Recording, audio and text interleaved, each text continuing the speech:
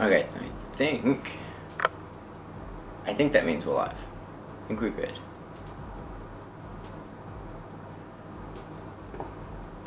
Okay, cool. Maybe I'll put this.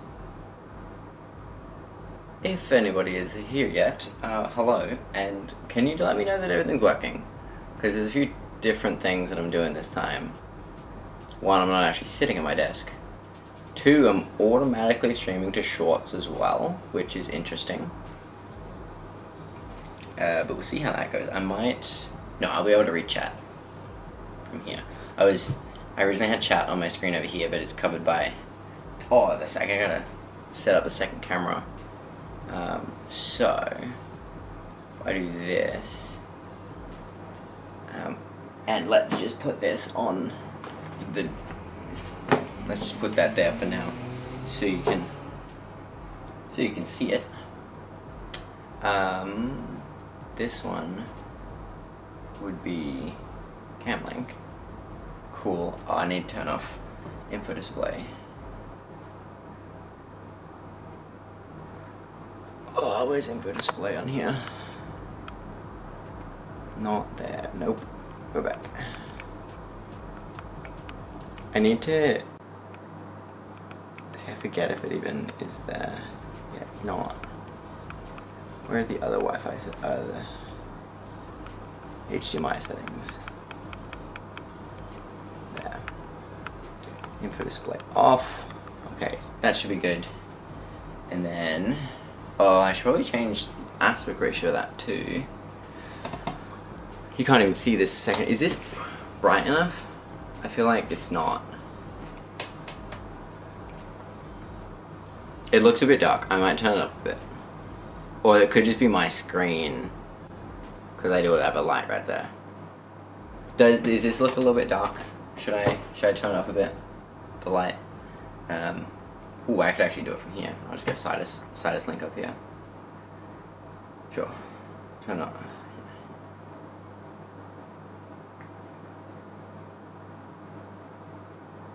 I don't know how this audio is going either, because I also am not monitoring it whatsoever. Attacks. Oh, don't tell me I have to reconnect it on the light itself as well. Can anyone who's here just let me know if this is bright enough that you can see what's happening on the box? I feel like if I turn it that way, it's fine. But bring on the COD stream. No, I don't think I even have any games on my computer anymore, let alone COD. What was it? The last game we played was Battlefield. Okay, I'm just gonna turn the light up manually. Give me a second.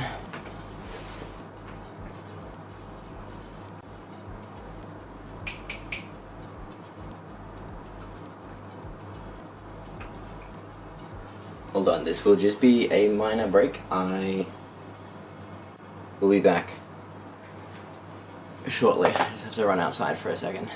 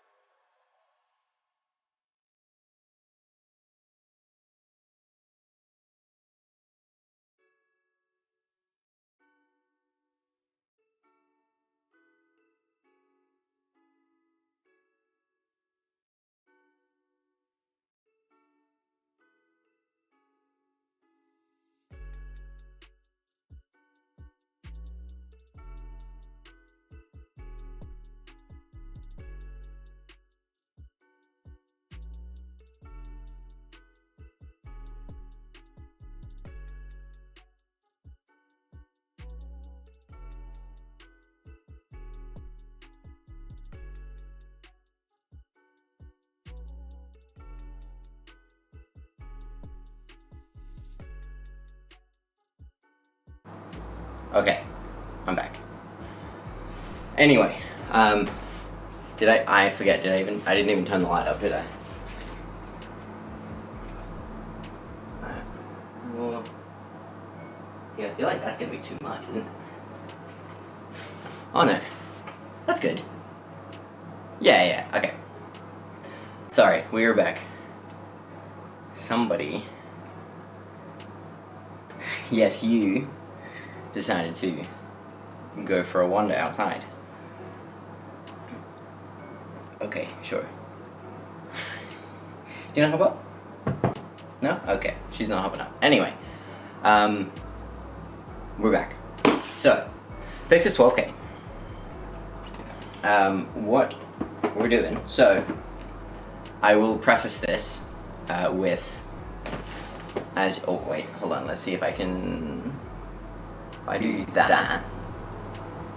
Whoa, that is way bigger than it needs to be. Where should I put the second camera?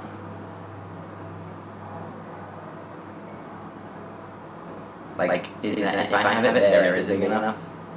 And then if I just do that, whoa, it is, why is it so, it's like got two LUTs on. It does. What? Oh, not that one. It was the wrong one. It does have a LUT on. And another LUT, it has two LUTs. Okay, there we go. We're good. There's so much echo now. Oh, really? Or did something else turn on? That's why. I know why. Hold on. No. Why would there be so much echo? Is it because this camera... Is this camera picking up?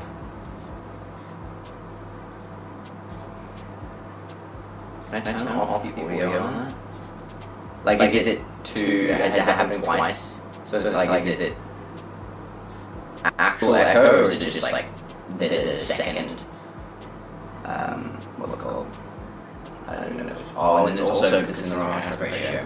It's in the wrong aspect ratio. So I'll just switch it to 16:9.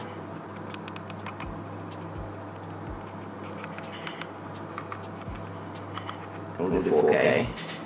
And then also, if I turn off, you get it twice. Okay, well, hopefully.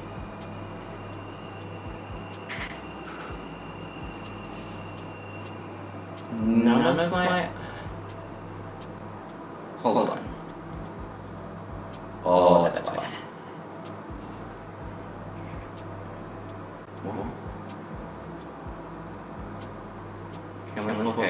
Okay, is that better? That should be way better. Tell me if that's better, please. It should be. I think it was picking up this audio from like the camera itself, not the wireless one that got plugged directly into the computer. I can't see any other... Actually, if I mute this, and I'll pause the music too, or I'll mute music. No, I'll pause it. If I pause the music, and then you can't hear anything. Good. So then that should just be this audio.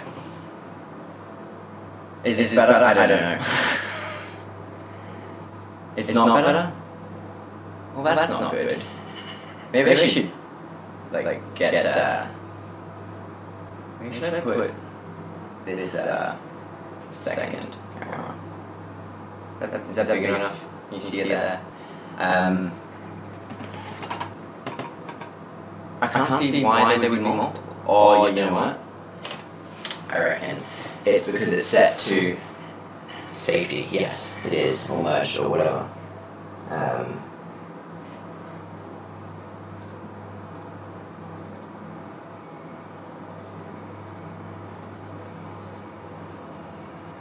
There we go. That should be it. That should fix it. Okay. Now tell me it's fixed. I really guess the worst day. Well, maybe not the worst day, but one of the worst days for things to arrive that I can unbox. Because I like doing these live unboxings. However, when it shows up on Monday, I don't get home until like 7:30 on Mondays, so not ideal. Are you hearing the fan? I'm kind of thinking maybe I should put the windscreen on the mic. Let me also use it back on. Hopefully the music's not too loud. And yeah, so like I didn't really get a good time to test this in any way. Didn't really get time to test it, so we're just sort of hoping that it all kind of works. I was thinking today that I could try to figure out. I was actually planning on sort of lighting it as best I can. Now that I pointed out, yes. Yes, what? What did I point out? Oh, the fan? Oh, okay. Let me put it on the little windscreen for the mic. I keep forgetting to, like, I'm not used to having wireless audio with it. Or, not wireless audio, but like audio attached to me. I usually don't do that. Sorry, I was gonna wait, hold on. You did it for a second, so it doesn't, like, sound awful.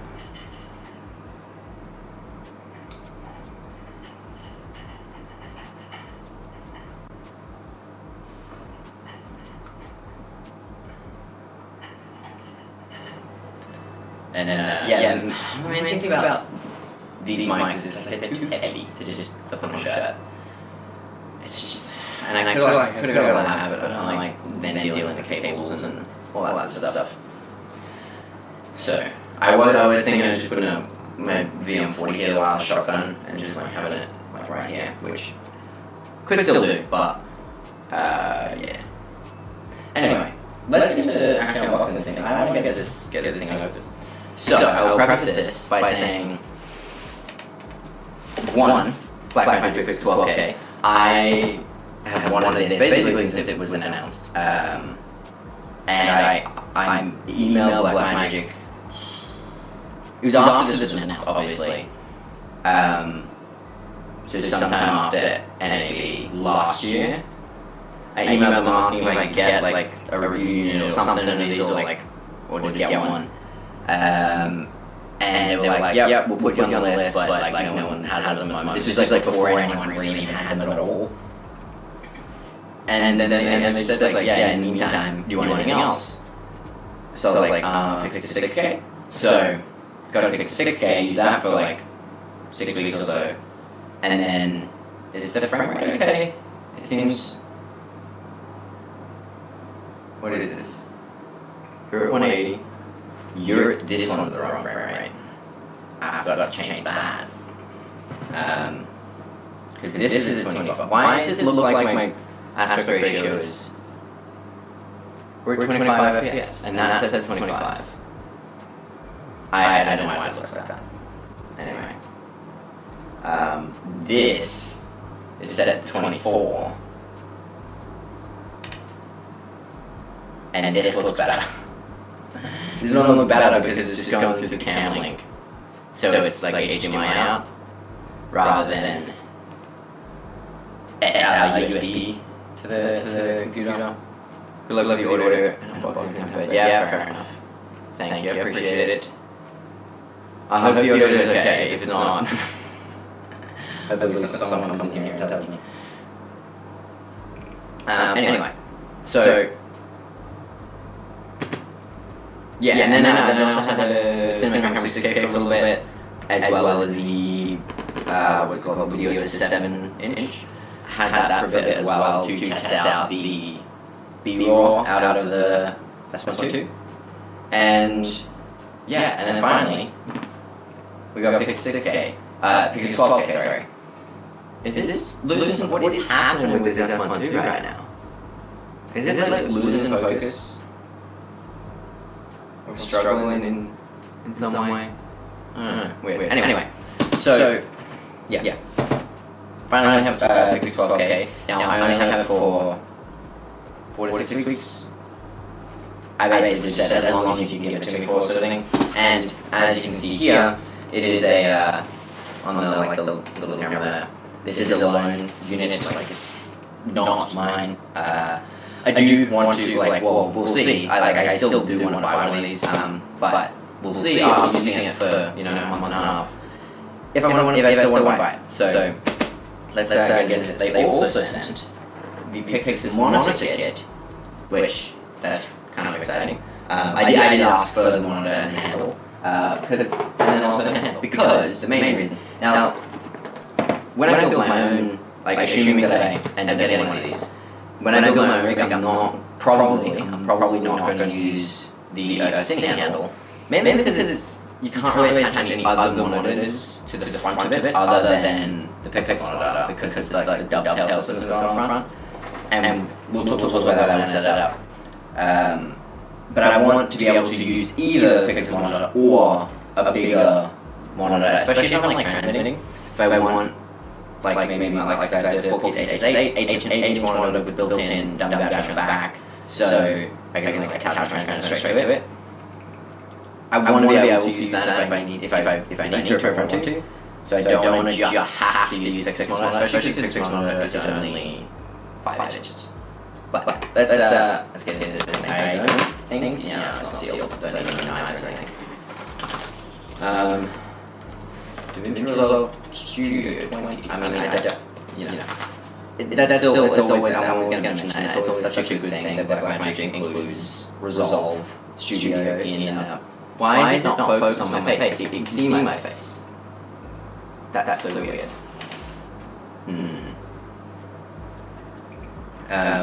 It's good that they include the Pyxis monitor with, sorry, not Pyxis monitor, Resolve, DaVinci Resolve. They include it with all their cameras, especially because all the cameras should be raw, and you want to be able to, you need Resolve to should be raw.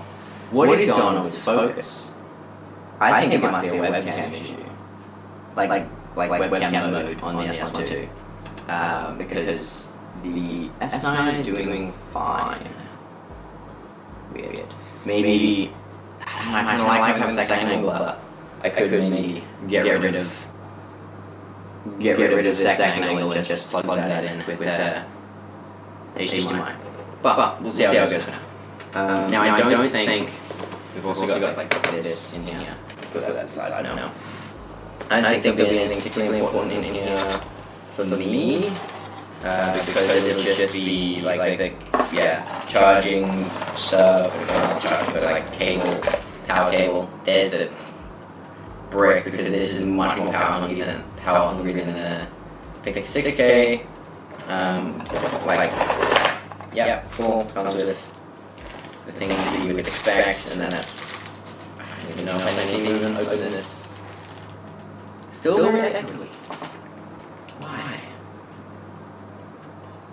Why would it be echoey?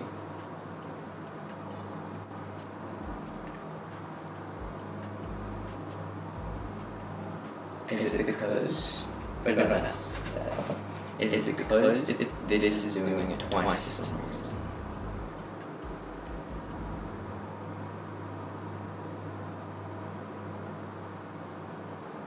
Because there's only one...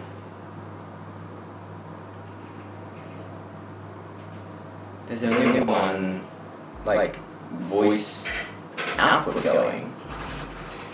And OBS is getting its audio from... I probably should turn the brightness up on my screen. Everything else is disabled. And then it's set to web streaming. So why would it still be echoing? That's so weird. If I look this way, you don't need this. This is not the exact setup. The purpose of this was also very, you know what I might do? I might just get rid of the lab entirely, not the lab, and just get them on the M40 out, and just use one last shotgun.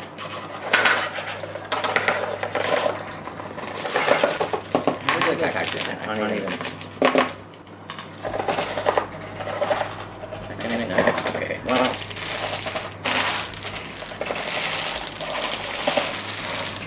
guess we leave that. I'll deal with that later because I'm gonna get to this. But I gotta fix the audio somehow. See, it's like just a void. There we go. Better.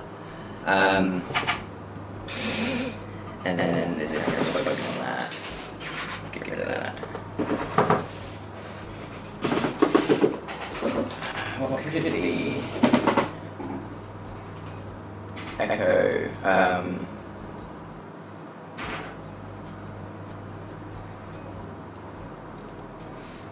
What am I doing? Let's see. Because it shouldn't be taking this audio. But.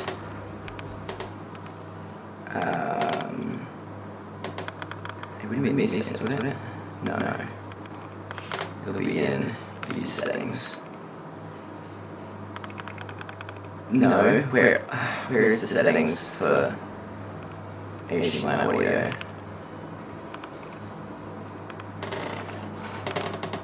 Special mic, mic's on it.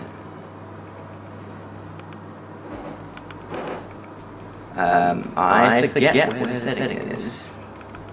It's not there, is it? Oh, there. Sound output. Okay. What?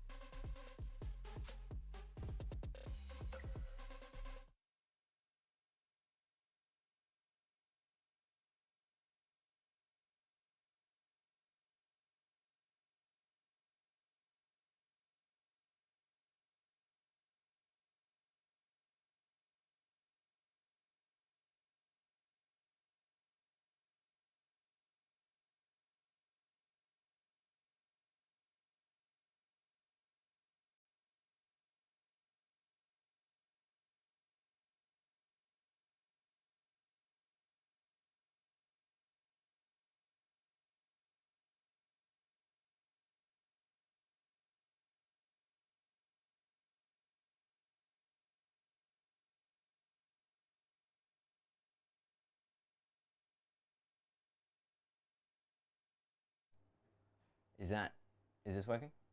Oh, that looks way better. Are we good? I think I fixed it. It looks better. Okay, I think I fixed it. Please tell me if I fixed it. If I did, tell me if I didn't fix it. Okay, I'm just gonna assume it's fixed and go from there. Anyway,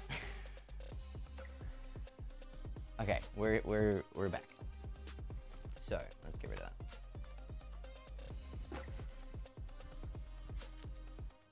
Pyxis 12K. First of all, 12K sensor. Let's just have a quick look. I'll let you have the first look. Yeah. Nice. There's a thumbnail right there.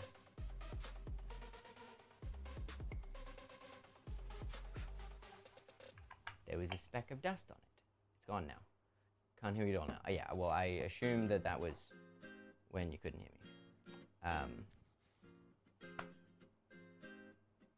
It looks like you should be able to hear me. I'm gonna double check on my phone.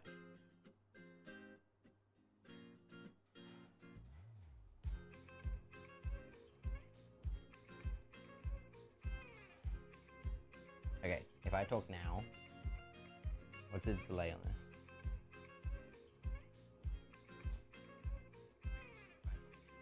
Okay, we're good. Alright, and the delay's not even that bad. Nice. Okay. Is the music too loud? I feel like it might be too loud. Let me just turn it down to 10%. Okay. Yeah. So. Now, I'm just gonna get everything out. Like, I don't think there's much point. Now, I do have a BPU 30 battery, which I got when I had the Pyxis 6K. Now, I want to get. I'm going to go through my like rig ideas for this and how I want to rig this up if I end up getting one. This 30 watt hour or 35 watt hour battery is the BPU 35. This will last half an hour of recording, maybe. So because this is a very power hungry camera, because of that 12K sensor. However, you can get some like 98 watt hour BPUs from like Core SWX. They have good, and then they also have a USB port and a USB-C port and a DTAP port on it. So that could be a really useful sort of run and gun rig, and just like have a battery sticking way out here, but then have just a handle and a monitor, and that's it. And I have some ideas on like how I want to do that, and it kind of requires using BPU batteries. The only other option would be to get like a top-mounted battery, like V-mount battery plate, like the Mid 49 one. But the Mid 49 V-mount plate, which would be really cool, one, wouldn't work with the top plate that I want to get from Bright Tangerine. So I could just get the full like Mid 49 kit, but there's some Bright Tangerine stuff that I want more, like it, you know, and I feel like makes more sense for what I want to do. So I could do that, and then I could just run a V-mount like right here, which would be really nice, but also that plate is really expensive, and I already have a Condor Blue V-mount Pro, so this just needs to go on rods. So my thinking is I'll have sort of two rigs, one of BPU batteries, probably, yeah, I would ideally want to get a couple of 98 watt hour ones, and then if I need it, if I need like a bigger rig with more stuff on it, with like, you know, adding either two monitors or just a bigger monitor and transmission and all that sort of stuff, and maybe another handle or two, and also just like if I'm not needing to carry it around, like running around with it all the time, then I just put it on this, attach my rosette handle. Oh, I should have got my rosette handle. Should have got that out. Anyway, attach my rosette handles on here, so then I've got a front handle, and then I want to get the small rig liquid image, image grip handle. Can't believe I just stole that peel from you. You didn't even get to experience the peel. Yeah, I want to get the image grip handle to go on the side plate here, and then I want to get the 8-sin side plate because it has a rosette down the bottom front corner here, and then a NATO rail directly above it. And the way that those grips, or those handles, like attach, I want to get the NATO one. I wanted to get the rosette one for the longest time, but the problem with the rosette is it's not easy to like take on and off and to put in a bag. So I was thinking NATO, and then because the NATO rail like attachment is like towards the top of the handle, then I'd want to put it, you know, towards the top of the plate here. I wouldn't want to attach it down here and the handle like way down here. So the 8-sin one has the NATO rail going vertically here, which would be perfect, and then a rosette there. So if I do want to attach a rosette, I can, but the NATO rail would be the main one that I use. Anyway, I will also maybe just chuck on a lens here. I'm gonna put on the Chimera C. This is the 50mm. with the M mount adapter. So I've got them in M mount, and then obviously adapted to L. And then let's get the handle out first, because I'm going to attach the monitor to the handle. So we'll start with the handle. Now, it's a Cine handle, which was designed for the it's a Cine 12K and 17K, I guess. But it works on the Pyxis. And I think there's some really nice things about this from what I've seen. Like, I haven't, obviously this is literally the first time I've used it. There's some really nice things and some really, like, just kind of annoying things, I think, about it, which is one of the reasons why I don't want to get this. I don't want to spend $300 on a handle that I could spend the same amount of money and get a better handle, you know? Like if you had a bright tangerine one or something like that. My main issue is it doesn't have, how do you even attach? Oh, it's like rubber. What? Oh, the dovetail is like, it's got like a cover in the like dovetail situation there. I don't know if you can see that really well. Because I don't think this is like compatible with anything else, which is kind of an issue. So you can't just attach like a regular, there's no like 3/8 inch mount here. There's only 2 on the top. I don't want to mount a monitor on the middle of the top of the handle. You know, like if this is here, I don't want my monitor to come out the top here. I want it to be up front, nice and low, and also not in the way of my hand on a handle. So yeah, I don't know why they designed it that way. Now, it works well for the monitor, as we'll see in a second when I get the monitor out. I also should have got an Allen key, because this does not look like it comes with an Allen key. And I don't think, I have one on my desk, but I don't think it's the right size. So what are these, 3/8? If I go, okay, so you can go, you'd expect it to be designed like that, but it is designed so that the screws are, they can go as far away from each other as possible, which is nice, and there are holes that work for that.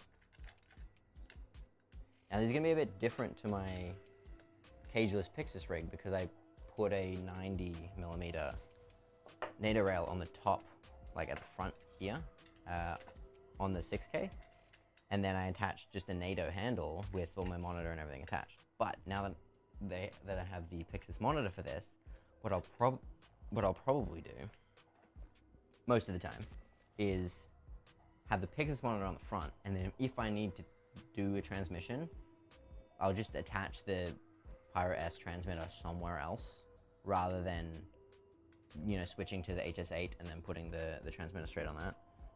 I think I'm gonna have to get an Allen key. So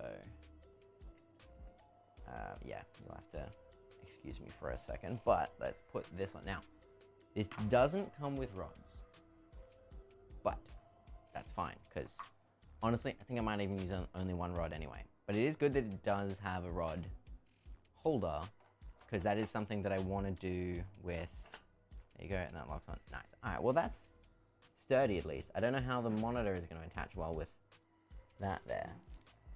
It seems a bit in the way, because like,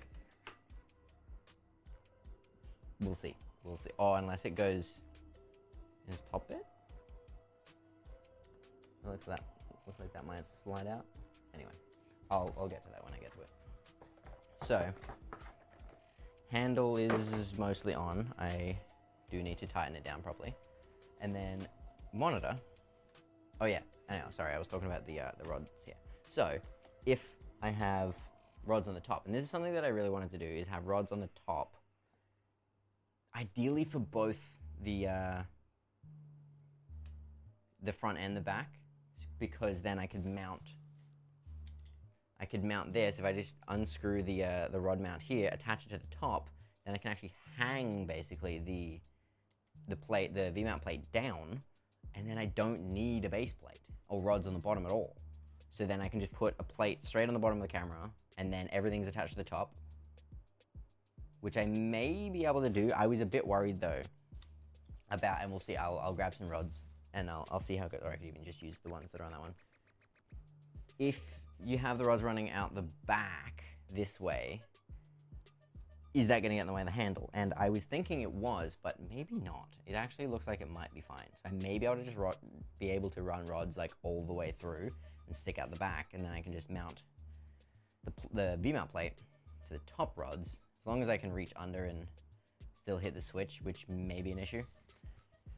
Then I think my only issue is having a handle on the left side.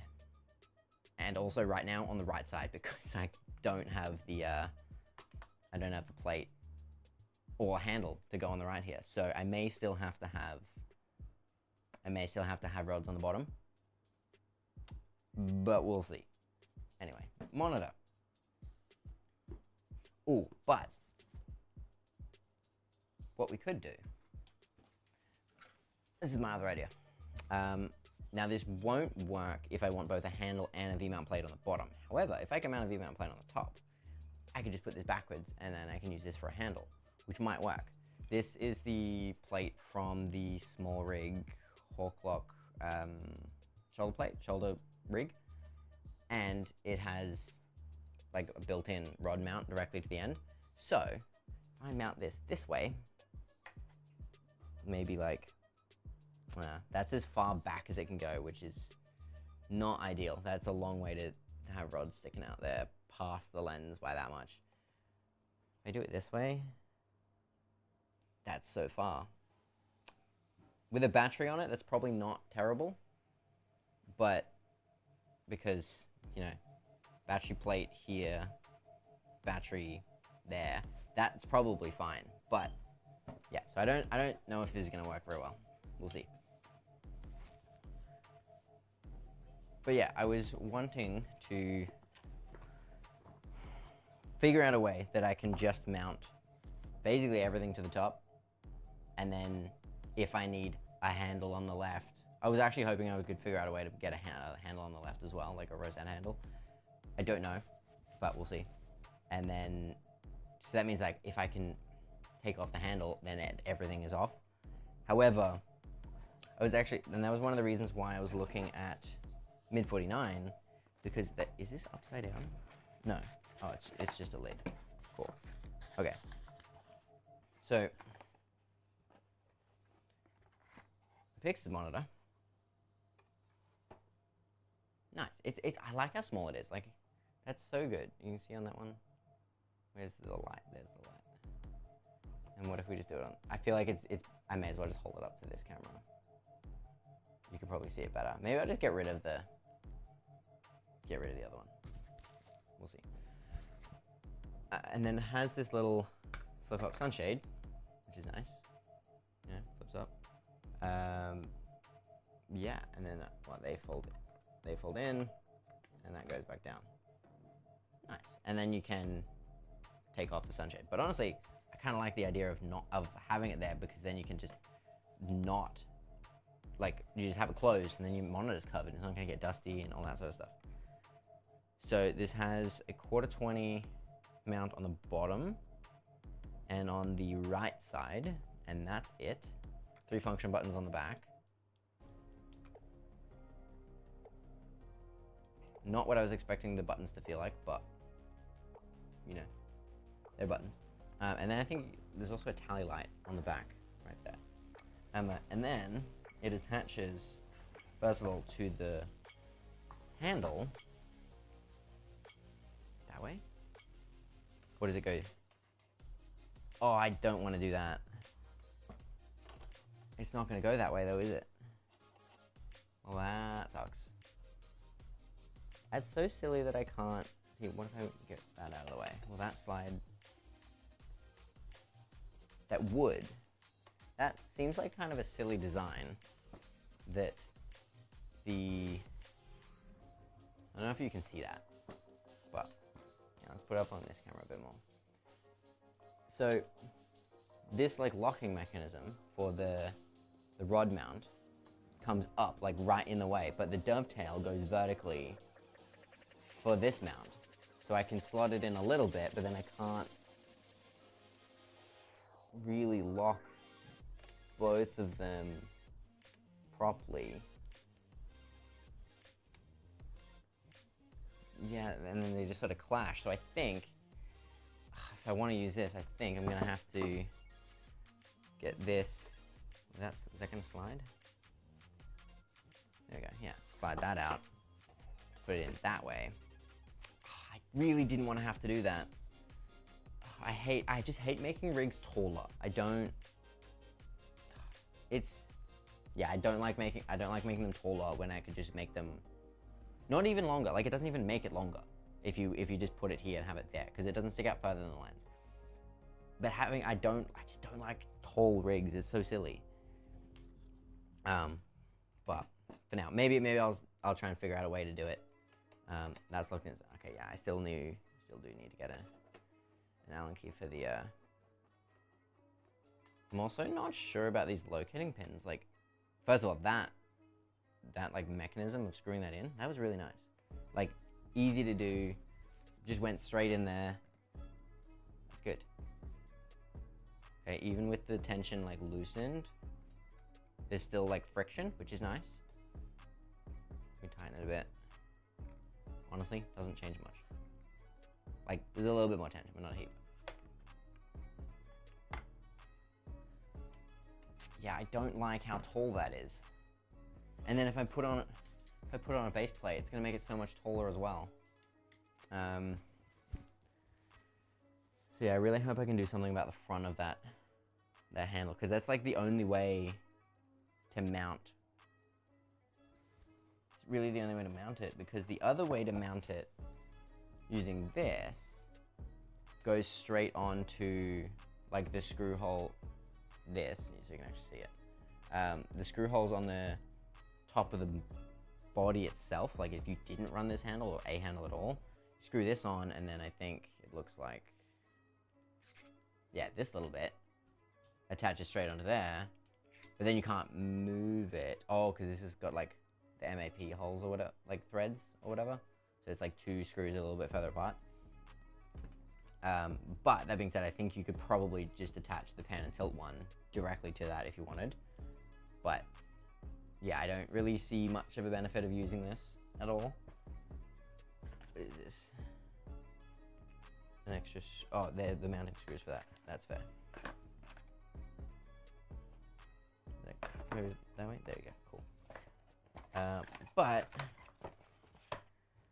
we also have the USB cable here, which is nice because it's like locking USB, and it's one cable for power and data. We love not having excess cables. So they're both right angles. It makes sense that it goes, ooh, which way should I put it? That way, because there's a right cable, there's a right angle and a left angle. Does it make sense to like wrap it around one time? Yeah, maybe. Or if I do that one, still gonna have to wrap it around. That's fine. So I plug that in. And I have heard that these screws are not really easy to get to, and I totally get it. Like, I think people have made like little 3D printed, let's see if you can see that on the back there. Like little 3D printed like extensions or something that like slots over these little screws to make it easier to turn, because yeah, this is not easy to turn. There is a little like hex on the end, so it looks like you get a little Allen key and use that to thread it in, but it did not appear to come with one. So yeah. Yeah. Well, whatever. It is what it is. I'll honestly, once this is like plugged in, I'm probably not gonna unplug it from the monitor at least, because I have no reason to, unless I decide to use not this cable. I want to use a different cable, but I can't imagine that really being the case. And then one thing that I do want to actually check is, okay, that's in. Now, there is the viewfinder port on the front of the camera, right here. Can you see on this camera? Where are we? Right there. There's a USB-C port with the little locking hole next to it. And there's also the USB-C port on the back, which now does do the viewfinder function. which is good. On the Pyxis 6K, it didn't. So you could only have either a monitor or a viewfinder, and you couldn't plug anything for display out in that USB port at the back. But now you can do both, so they both do display. So you could theoretically have a monitor and a viewfinder, and you still have your SDI port to do whatever else you want with display-wise. So that's good. I will, for now, plug it into the front one. Will it even reach to the back? Yes, it will. That does very much get in the way of the handle, though, if I run it. And it's also on the wrong side. What?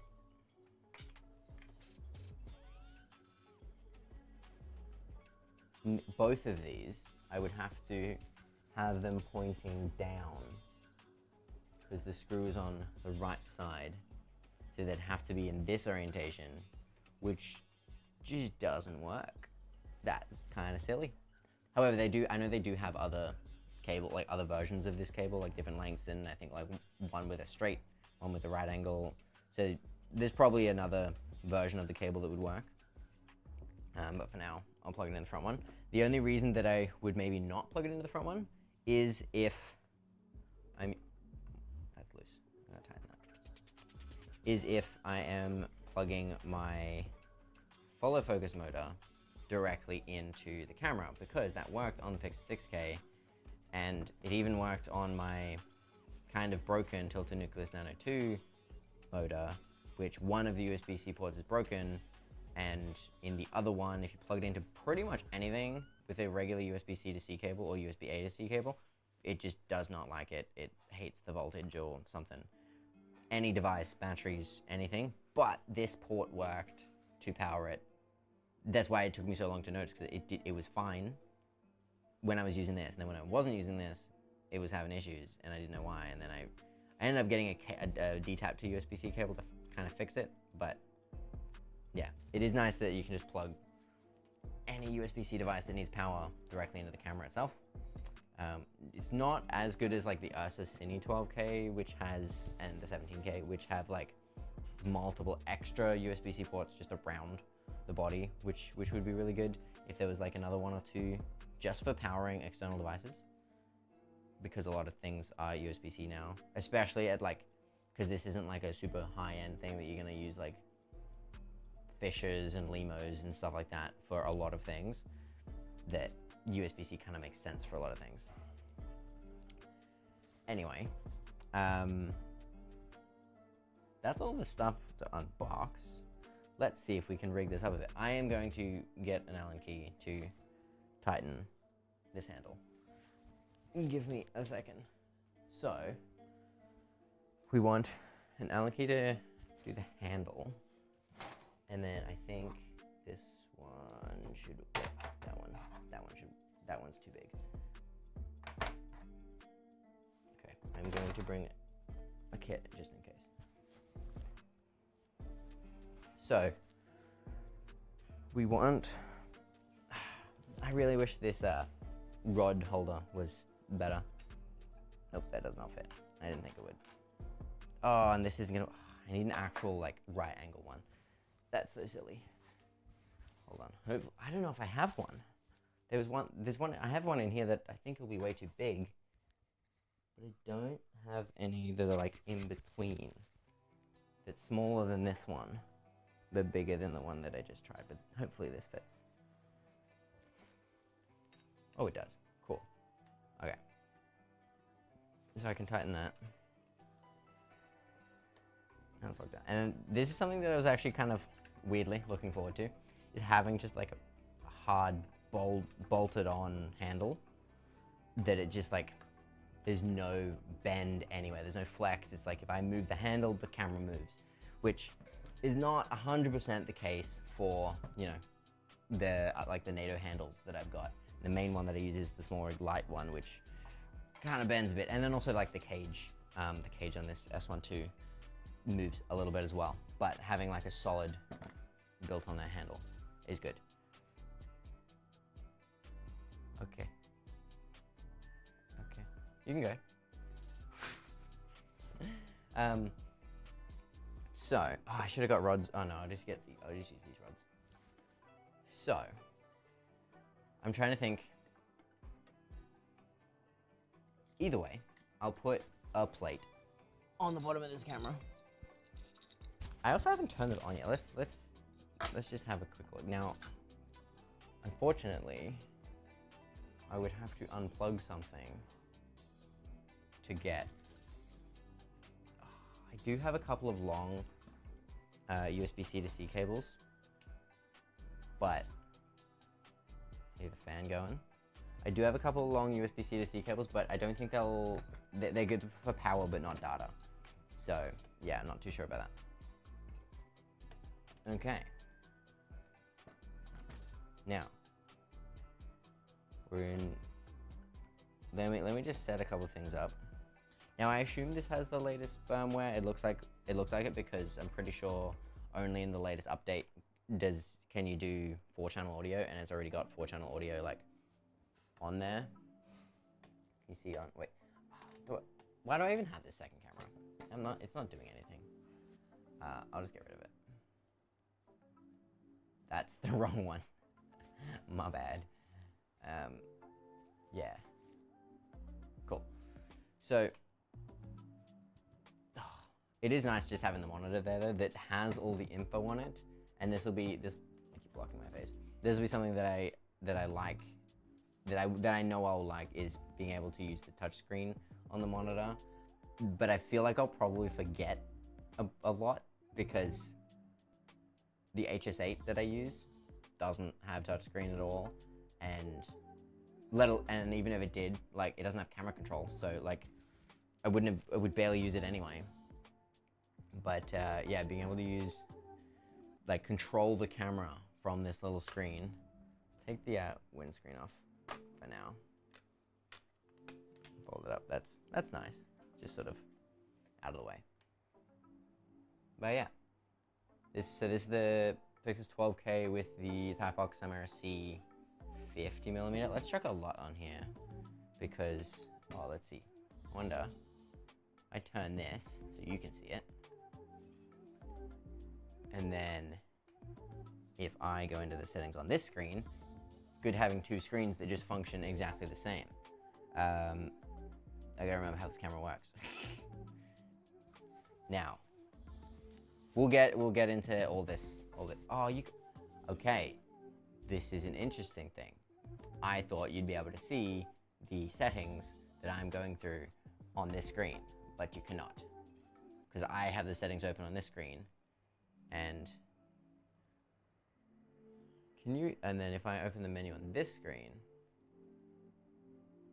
yeah, so it's completely independent. So they're independent screens. However, where they would be displaying like the same image, even if so like I can go into other. Now, what if I do this, right? I'm gonna change from 12K to 4K. Aha.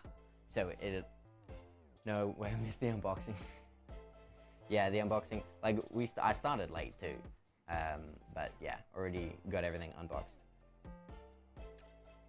I feel like that's kind of annoying that it doesn't, like, I get why, and maybe there's a setting somewhere, which there very well could be. Oh, and there's even, that's good. So I'm just like noticing things and not explaining them. So, just a little thing I noticed here. See, now I'm just looking at that. I'm trying to see, I think the monitor is a better display than the like built-in screen. Especially because that was one of my biggest issues with the Pyxis 6K, the built-in screen, the viewing angles, terrible. Like, well, not terrible, but like if you look at, like, if I'm looking like down at it or up at it, so blue. Or even from the side, I think it did that too. But anyway, I'm gonna chuck a LUT on here so it's already selected, but cool. Now I just want to turn my LUT on. Yeah, cool. On the LCD and the front USB. Cool. So that means that there's a LUT on there. Good. And then if I get out of the, where's the menu button? Menu. Then we have the LUT on there. So it is, if we do this so you can see yourself. No. Cool. So let's see what we can do about this whole rig situation. Now, the only, what I think I'll do to try first, how long are these rods? Probably too long, honestly. I think I have some 10-inch rods as well. I think I have some 10s, 12s, and 8s.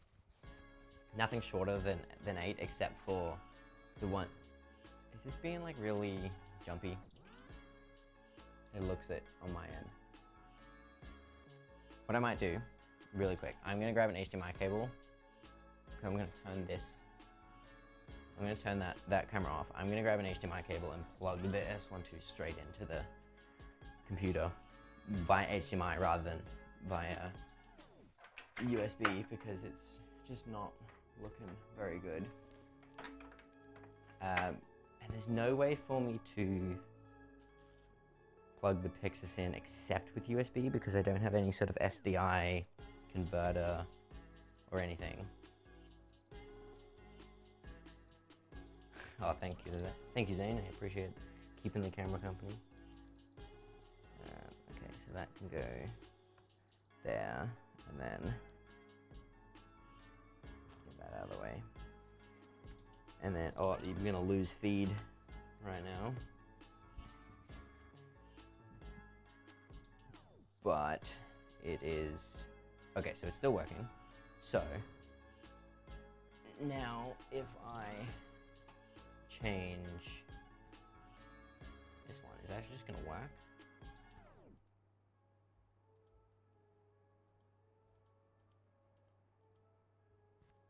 No? Okay, you may lose feed for a second. We're gonna unplug the USB. See if it goes back to...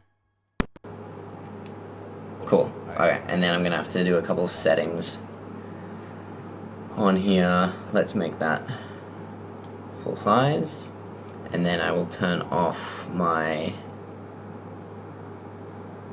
HDMI info display. If I turn that off, it's already got the LUT on. Perfect.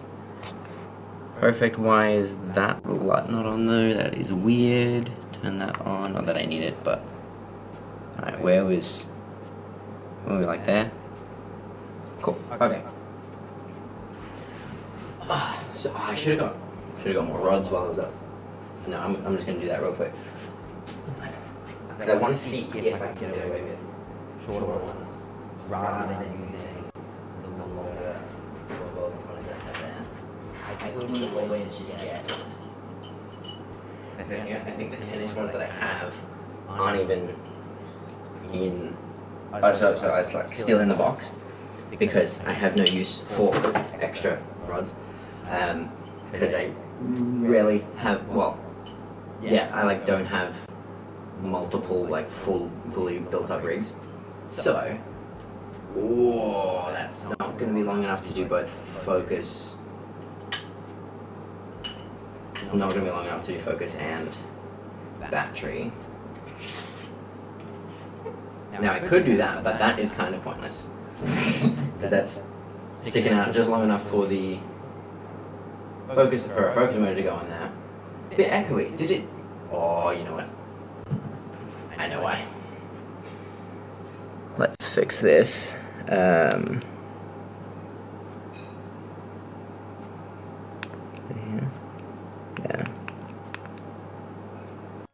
Okay. Let me know if that fixed it. It should have.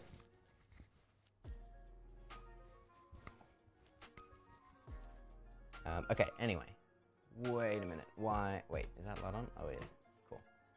What was I doing? Oh, yeah, rods. So, that. Now, I could do that if I don't want rods out the front, but I do because I want to attach focus motors to it. So let's get these. No, I'm getting ahead of myself. What I was gonna do is put this plate. I'm gonna turn the camera. It's getting quite warm, like it's just all the heat coming out the top. So just using on top handle on a cinema camera like this does get quite warm, which is generally not the case for like mirrorless cameras. Also, this plate is a bit small. I would like a bigger plate, which I have, but hello. Oh, is that good? Wow. I tried to screw a quarter 20 thread into a 3/8 inch hole. Oh, but will they even go next to each other that close? I don't like that. Well, that's annoying. This is not the plate to do this with, I guess. I'll have to get a different plate, or just use it. I have other plates. The plate that I actually have on the bottom of this base plate is the longest one I've got, which I think would be ideal, especially if I'm not gonna run a base plate on this rig. Now, do I have a flathead screwdriver anywhere? I really should have got more stuff out, but I was late as it was, so I didn't want to. I don't think I have any tools accessible. Anyway, should be right. Anyway. Okay, tripod plate on the bottom. Now, we take these, so these are 12-inch. See, this monitor is just like in the way, isn't it? Yeah, I really wish that you could better attach it lower. I really don't like that mechanism for the attachment of the. See, that's just too long. Oh, it's actually not though, is it? Listen this. Yeah, the attachment of the rod holder. What if I go right to the front of, or to be fair, the 75 is a bit longer, so I could probably get away with going just past the lenses. And if I have a battery on here, the battery's gonna like stick back further as well. I am loosening that. So I wasn't expecting this to work. This setup. Obviously I need to change this. So, am I gonna need to go get another? Oh no, that's just Allen key. So that basically then goes this way, and then I flip it upside down, and it pretty much goes right to the ground, which I think will be fine. So yeah, let's just do it. So one of the, that doesn't fit. Wait, did I try that one? There we go. No, it doesn't fit. It almost does. Oh, come on. Oh, I don't like that.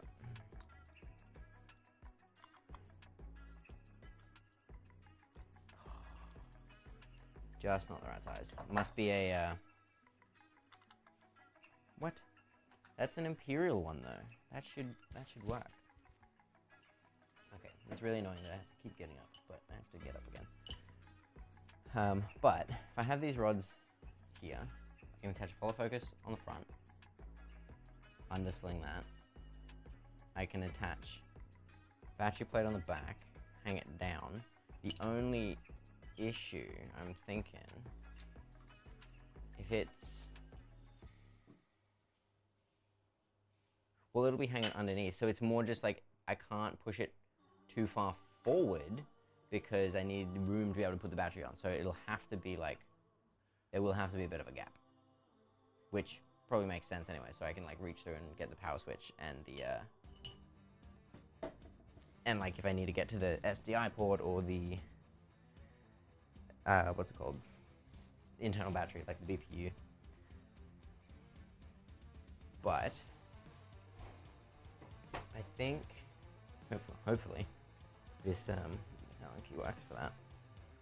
This was not actually what I was planning on doing for this setup, but I think, I can't remember, why did I even decide to do it differently? Yeah, why are these, Condor Blue, why are these are metric, right? Yeah, why are these metric?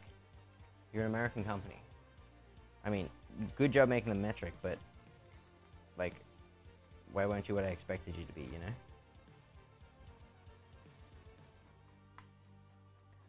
I was talking about earlier, and a lot of you probably weren't here at the time, but I was talking earlier about, like, the different sort of rigging options that I was looking at and considering.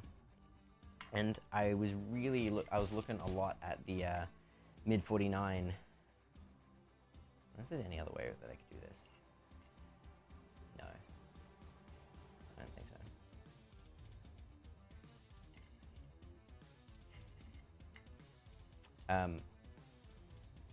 What was I saying?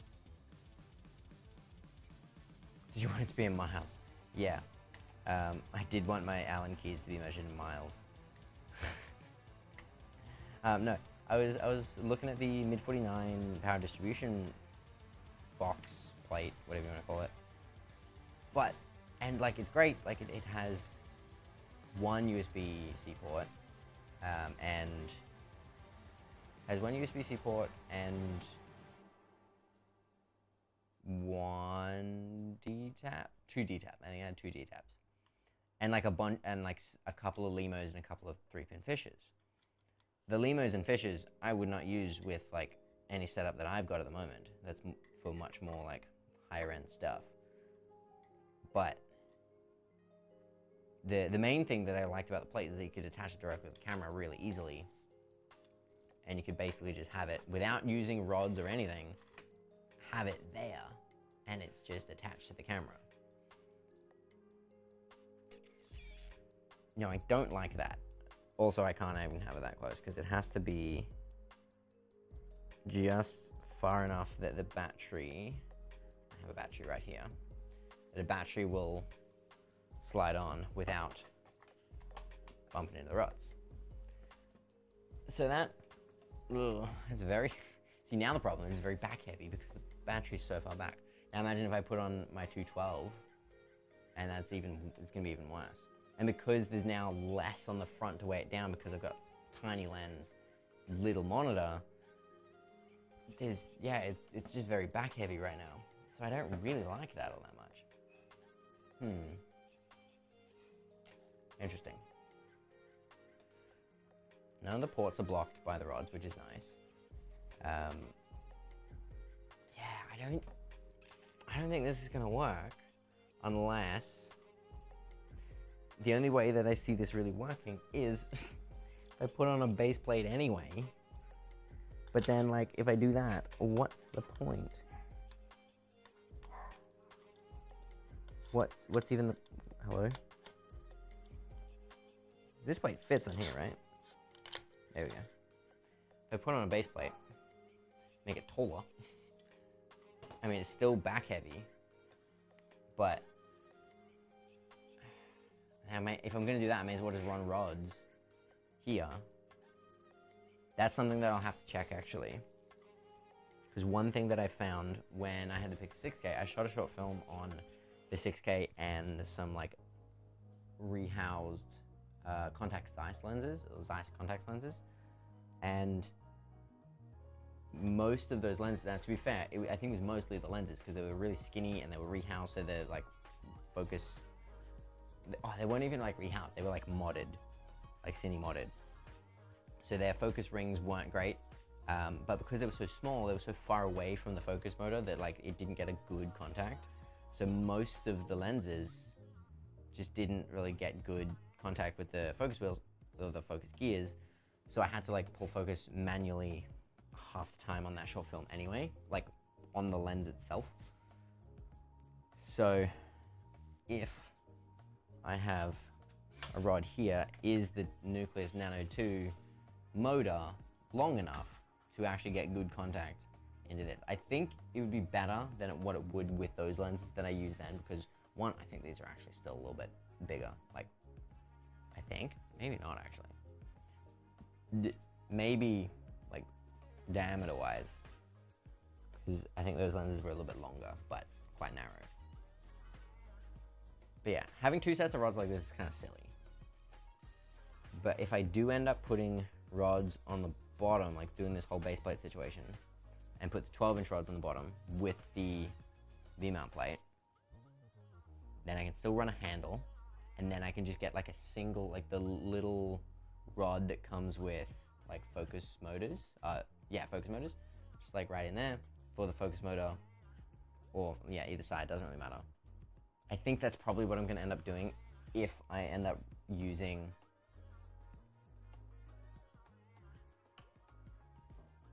the, no, that doesn't mount there, does it?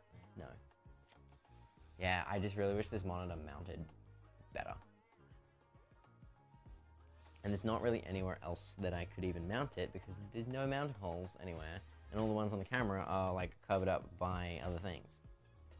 So, yeah. But while I'm here, I'm just going to explain sort of my ideas for like my two ideal rigs. I was going to have, and if I do end up like getting a Pyxis 12K, or even while I have this loan and getting this stuff to make it happen, I will make at least one video about it. And yeah, so my main thought right now is to have two rigs. One like run and gun sort of, yeah, one run and gun rig, and then one run and gun rig, and then one like built up like heavy duty studio, like can do it handheld, but like probably leave it on a tripod, you know. But also, yeah, I could totally do it handheld, because it wouldn't be much bigger than anything that I've done handheld before. So with the two rigs, like the main, like the big one would be like the little one just with a V-mount and with maybe an extra handle, and that's pretty much it. And it would be basically this base plate, or if I end up getting a different base plate. I was thinking I could just flip this and not have to unscrew it, but I'm gonna have to unscrew it again. Unless there's any other, yeah, no, I can't really, unless I do it sideways. Mount it sideways and put on the V-mount like horizontally. Could it work though? Like maybe do it this way, have the mount here, the rods like that, and then put the battery in like it's a B mount or a gold mount. No, I probably won't do that. Might try, but probably won't do it. Anyway, yeah, so my bigger rig will be, my plan at the moment, bright tangerine top plate, bright tangerine, what's it called? It's not the rod bracket, front rod console or something, which attaches directly to the top plate. And then you can just go like run short rods on the front for like focus motors. And then I'd get the again, bright tangerine, their like D-style handle, master handle, whatever it's called, probably the Mark II. It's a handle kind of like this, you know, that sort of D style, so it's like fully enclosed, which I am a fan of. And then what else? I was tossing up between, well, I wasn't tossing up. I'd like decided on bright tangerine, and then I was like, oh, maybe I'll have another look at mid 49.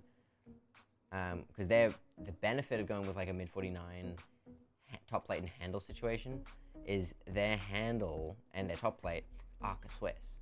So it would be quick disconnect handle, which would be really nice to just be able, especially if you have like a monitor and something else attached to the handle, or if you have anything attached to the handle, it's just like, cool, I want to take this handle and everything else off. Just, you know, Arca Swiss, slide it out, done. And then you can like pack it away really easily. You don't have to get, you know, an Allen key in there and unscrew it or anything like that. However, I'm not sure if I was going to keep the Pyxis in a like Nanook or Pelican case, or just like a proper hard case. That would be handy to be able to like fully take it apart, so it's just then the box. But I don't think I'm going to do that because I have the DeWalt bag that Justin Porter made everyone buy. He didn't make everyone buy it, but we all did. Because I have that, and I just like put a fully rigged up camera in it. So I don't really need to fully take things apart unless I rent it out. Then it would probably make sense to like fully take it apart and put it in like a hard case.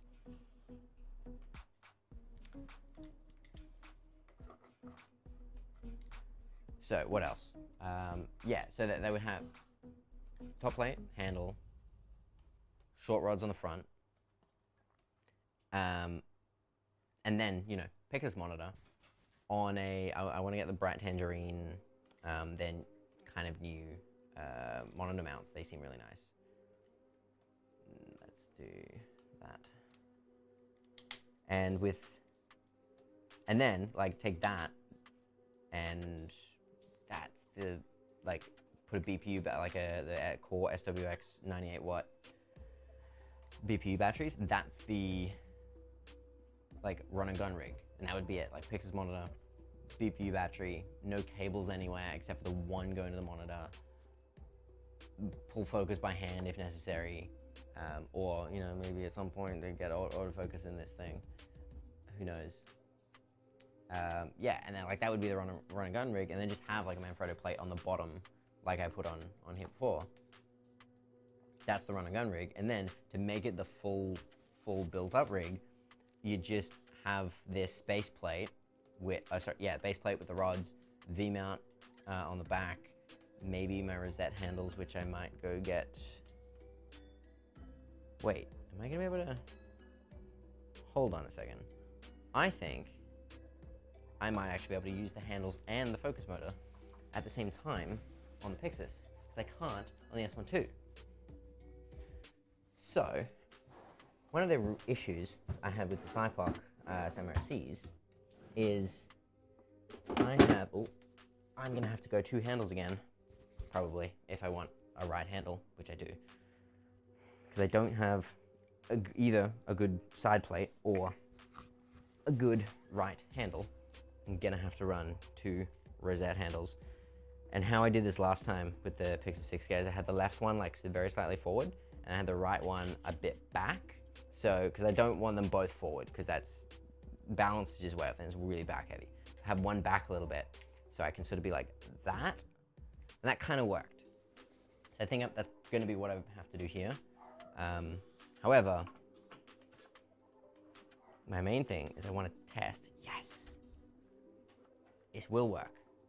So, one issue I have with the S1 II is when I run these rods and this base plate. Now, to be fair, I could probably do this, like fix the issue, which I only just really realized now. I just realized I could probably solve the issue with the S1 II. I haven't been running this handle on the S1 II when I like have it fully rigged up, because in this base plate, which is a dual Manfrotto and Arca Swiss base plate, actually, I can show you. I used to, when I had the FX30, I would just slide the, I would put actually this plate, this Manfrotto plate, on the FX30 and then put it into the Manfrotto, where are we? The Manfrotto one, so that's the forward to backward one there. And then that was it. Then I could just basically just take this, put the camera in, attach the monitor, like the handle to the nadir rail on the top, and then boom, there's my rig. Then with the S1 II, so that's all good. Like, you know, all good, works with most setups. But because of the Thypoc MRSCs is so small, they're so short, that this like rosette handle mount got in the way of the focus motors if I wanted to, you know, wirelessly pull focus. So I was like, well, I'll just get rid of the handle and I just won't worry about it, so I can, you know, actually fit a focus motor on there, because that's kind of the only way to do it. because, there's no forward backward movement because with the S1 II, for some reason, I've just been sliding it straight into the Arca mount rather than the Manfrotto mount. Because if I do the Manfrotto mount, then I have to like screw on a plate and then put it in the base plate. Whereas with the Arca mount, I can just slide it in as the camera is like just by itself in the cage. Because that's like the two ways that I use it is just fully stripped down with just the camera, cage, and lens. And that's it, maybe a mic. Or fully rigged up. That's like the two ways that I use it. So I didn't want to have to be like always screwing and unscrewing plates because I can just slide it straight in here. So I might test that to see if I can just maybe have it pushed forward enough that the focus ring is in front of where these handles are, because that was the main issue. This like rosette mount, hold up, adapter, rod to rosette mount, you know what I mean. This thing was just in the way of like I couldn't slide the focus motors back far enough. But with the Pyxis, it looks like I can, and maybe I could with the S1 too. Why is that not? Oh, because that needs to be. Hello? What is happening? Oh, I gotta do that. That makes sense. So as long as I have it, wait, I could even have it so far back. This is the benefit of a cinema camera. It is longer. It's the problem with cinema cameras because they're so short, like forward to backwards wise. Did I say cinema? I meant mirrorless. Why is this not focusing on my face? Anyway, yeah, one of my biggest issues with mirrorless cameras is they're so short forward to backwards, which is fine to photos. For video, rigging stuff up, having that more length just helps. Makes it so much easier. So, yeah, now I can run my focus mode all the way out here, like a full like 1.5 inches away from the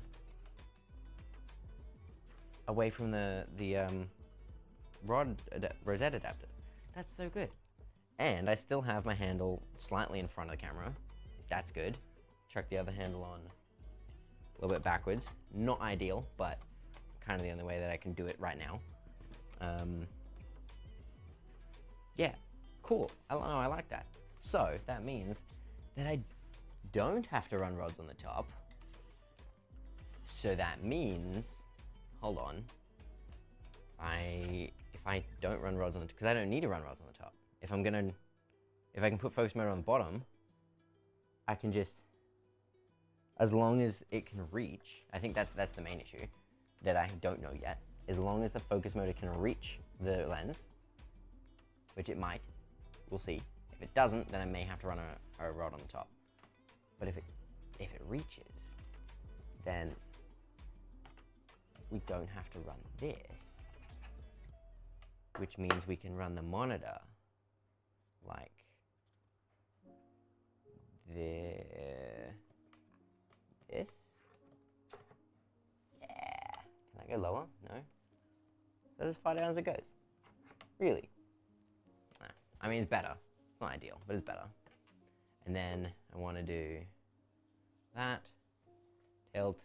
Boom. There we go. That's way cleaner. I like it. Cool. There we go. Let's chuck a 99 watt V-mount on here. We'll get the Alvin's cables D-tap to 2-pin LEMO. And I'll plug that straight into the plate. So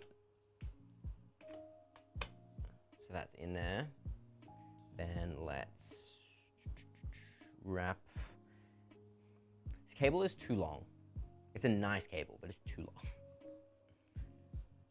And I wrapped it too many times. What if I go, I don't really want to go all the way around the bottom. Maybe I do that. And then I do that, and then like there, boom, that works. Hope that doesn't get caught on anything. Cool. Cool. And then, what else do I even need? I think that's pretty much it. This just sort of then works. And weight-wise, again, like I said earlier, because this monitor is so small, it's really back heavy, which I don't like. So, I mean, you know, chuck a matte box on, make it a bit more front heavy.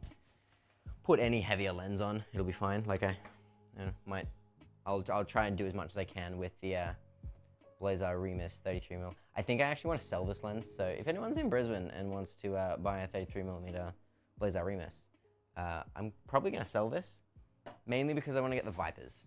And I don't need a Remus if I'm gonna have Vipers, because they have a 35mm Viper. So the Vipers aren't out yet, or even technically announced, but I want to get them. So when they're available, I would like to get them, and I need a right handle on here. So so with the handle situation, for now, I'm gonna have to just do one of these, which I'm not a big fan of, but it's gonna be something like that maybe, which is not ideal. Because the annoying part, even if like just trying to attach a NATO rail to this, one thing I noticed with the Pyxis 6K, and it looks like it has not been fixed, is because the plate, this like little, I think this is plastic, the little plastic plate is not threaded. It's just got the holes and the threads are in the body itself. You can't just attach any screws into this, because the screws need to be long enough to go through the plastic into the actual metal threads. So like the little threads that come with NATO rails, not long enough. Or like the screws are not long enough. So yeah. So even if I want to do it, even if I tried to attach a NATO rail on there, I can't really do that. I tried. I think I actually tried, I had the Falcam system still at the time. And I tried to put a little Falcam F22 plate on that, and I can just put the Falcam handle on there.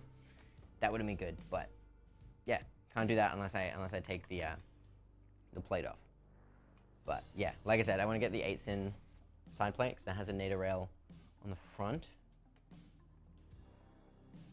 I kind of wish it was on the back. I kind of wish there was a plate that had like a NATO rail on the back. Maybe the front makes more sense to do like one-handed stuff, but when you're two-handed, you know what makes the most sense? I don't know if anyone has, like, I know other people do this, where you have like left handle towards the front, right handle towards the back. You just have so much more control when they're not together. There's one thing I noticed when I first got these handles, is I originally put both of them on, and I was like, oh, I'll just use it, you know, like that. But they're right next to each other, and there's more weight behind them than there is in front. But if, like on a mirrorless camera, if you have that left handle in front, and then you just grab the actual handle of the camera, it's a little bit behind, you have way more control. So I kind of want to do that same thing with this, where I have my right handle a bit behind, which actually, to be fair, if it's at the front of this plate, it's like there. It's still a bit behind. It's not as behind as I would like. It's not like I had like maybe like a rosette extension that came straight back here and I mount this handle here. That would be cool. But I think I want to, yeah, I just want like an easy NATO handle right here. The like I said before, the SmallRig image grip liquid handle, for a couple of reasons. One, it looks kind of comfortable. Two, NATO rail, so I can just like take it on and off really easily. And I think that would be a really good, like, if I'm only gonna have one handle, or probably two, because I'll probably always have the top handle. If I'm gonna have top handle and then maybe side handle, like that's it. I don't need a left handle. I think that would be really comfortable to just hold like this sort of setup or smaller with just that one hand. But one of the other, like the other main reason why I want that one in particular rather than like a wooden one, is because it's hollow and it's got like all the gaps in it.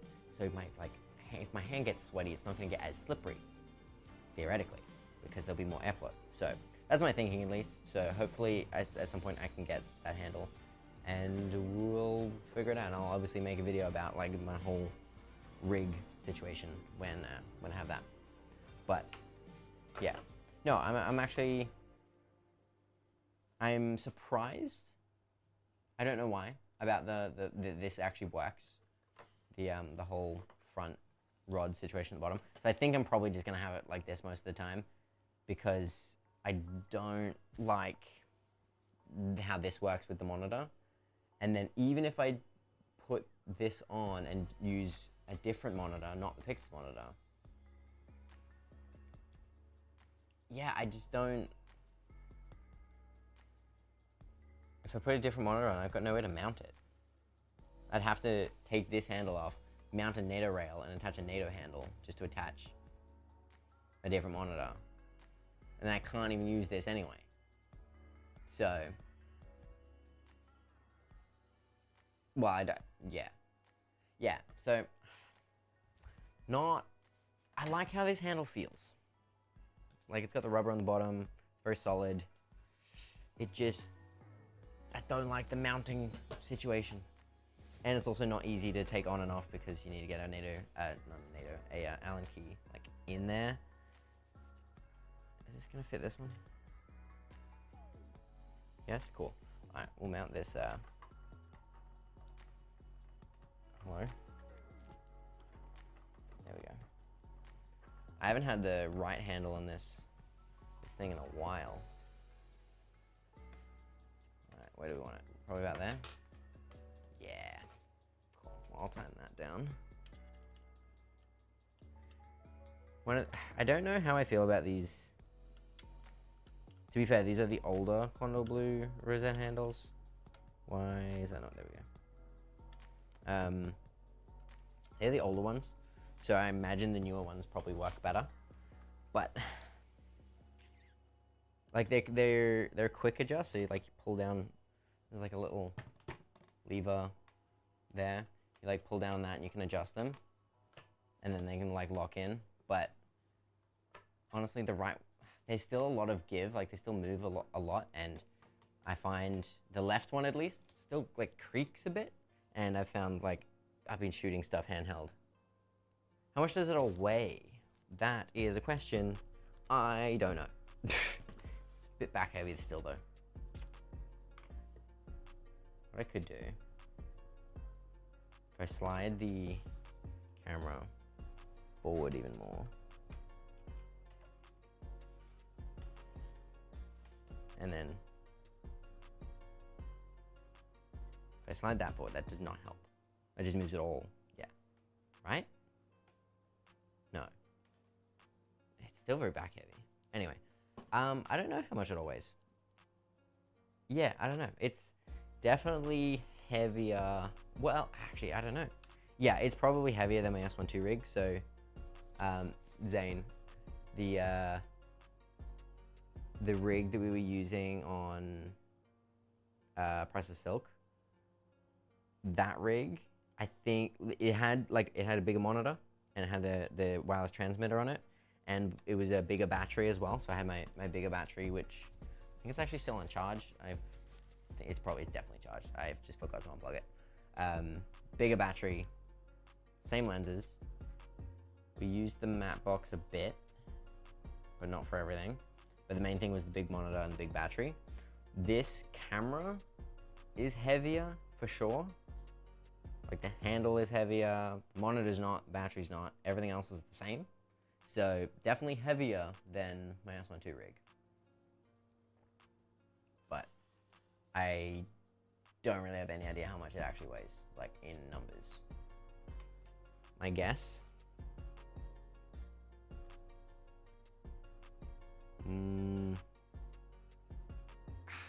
More than 5 kilos?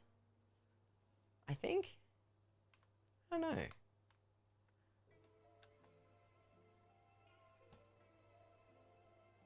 Yeah, I'm not really good at guessing weights. I'm trying to think, is there anything else? What I might do before ending this is I'll put on the 21 mil, which I have right here, 21 mil SMRC. Oh, actually, I was thinking of ending soon, but if anybody has any, let me know if you have any questions about this thing. If you have any questions, let me know, and I will answer them. Or if, what was the other one? I need to get better at talking while live streaming because I keep forgetting what I'm talking about. If anyone has any questions, or something else. So, don't need an SD. One really good thing about this rig, there's literally 2 cables. One to power the camera. Can't wait to see the results. Yeah, me too. I actually haven't tried anything with it. I barely even turned it on. Speaking of which, let's do that now. Now I like the fact that the monitor just takes power from the camera, right? So you turn on the camera, the monitor turns on. That's good. Obviously I need to turn on the switch. I just remembered something that I was talking about before and I got sidetracked and forgot. With this V-mount plate here, one thing I really like about it and dislike about like the mid-49 plate for the Pyxis that I was like looking at but is really expensive, doesn't have a switch. It has like a smart fuse and everything, but no switch. So you can't just like turn it off. Because one of the annoying things is like if you have stuff plugged in DTAP power, like I like to just leave my monitor on all the time and then I just like power it with the V-mount plate.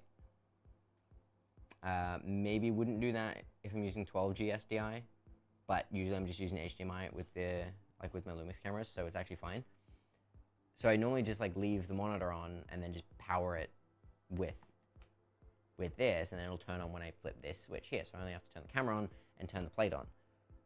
Like right now, I only have to turn the camera on and the plate on. This turns on automatically because it's linked to the camera.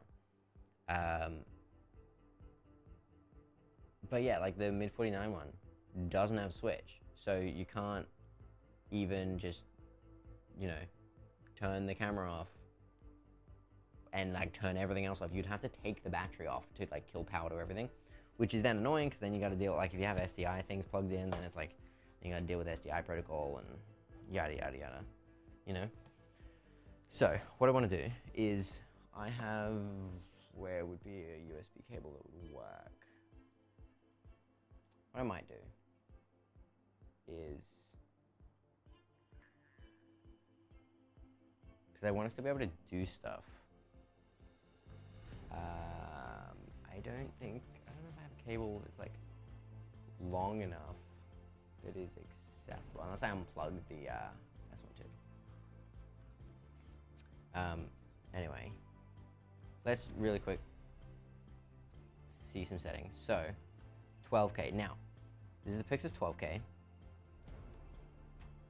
Probably, apart from testing and like maybe make a video about it, never gonna shoot in 12K. No, I have no plans on shooting in 12K. Those files are too big.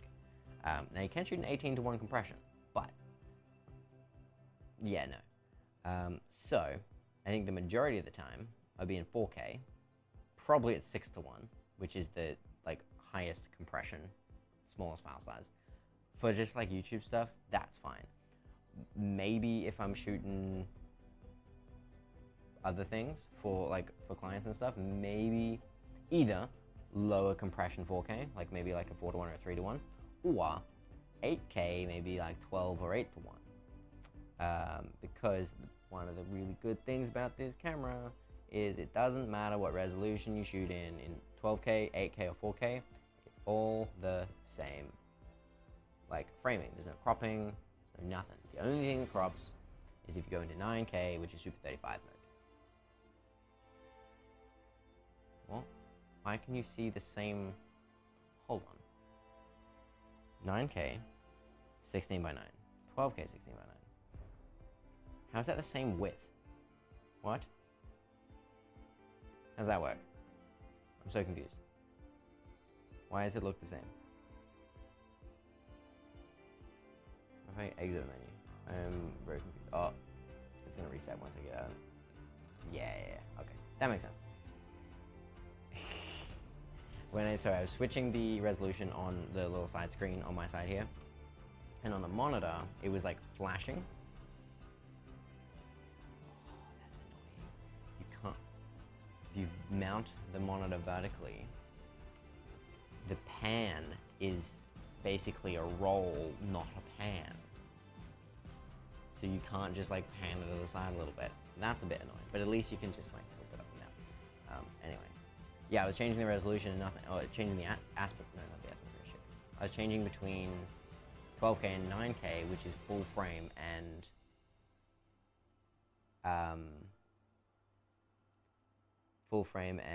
Super 35.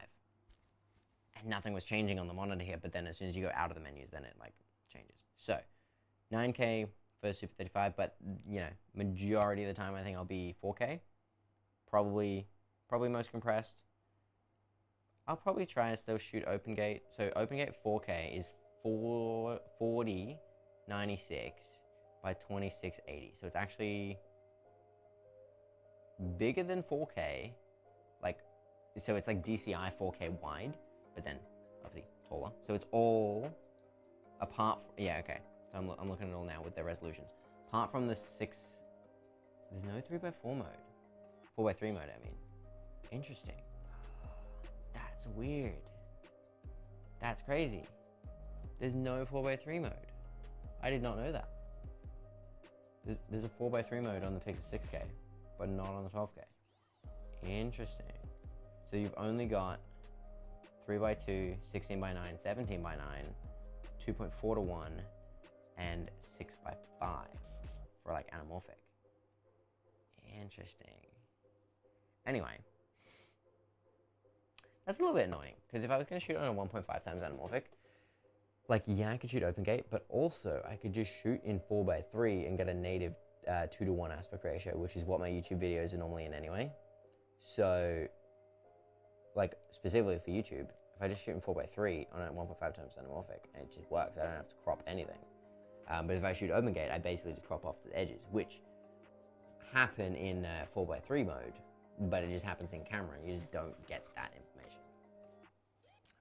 Anyway, so all the 4K modes are DCI 4K wide, so 4096, and then in 16x9, so 4K like UHD is 3840 by 2160. In the 16x9 mode in this 4K is 4096 by 2309, which is interesting. So, okay, yeah. So I guess DCI 4K is 17x9, so it's 4096 by 2160, which is what the 17x9 is here. So that's good. So it's like you take DCI 4K, and then you just make it taller for 16x9, which is good. I like that. In other cameras that have like a DCI mode and a UHD mode, usually the DCI won't get you. You'll just lose height, but then you just like downsample differently. Actually, this is like the same thing. It's downsampling differently either way. Well, it's not. It's just the actual. So like the main thing is like the difference between resolution in DCI 4K versus UHD 4K. 16 and 17x9. If you want to shoot in 16x9, you have to shoot UHD. But if you shoot in DCI, then you shoot in DCI, which is 4096. But with this camera, it's all 4096 wide, and then the height just changes. Except for the 6x5 mode, then you lose sides. And with 8K, it makes sense. Yep, that makes sense. It's 8192. Cool. 8192. That's a lot of pixels. And then 12K is 12288 wide. That is so many pixels. Unlucky. Shooting resolutions. Did you just copy and paste all of the resolutions into the chat?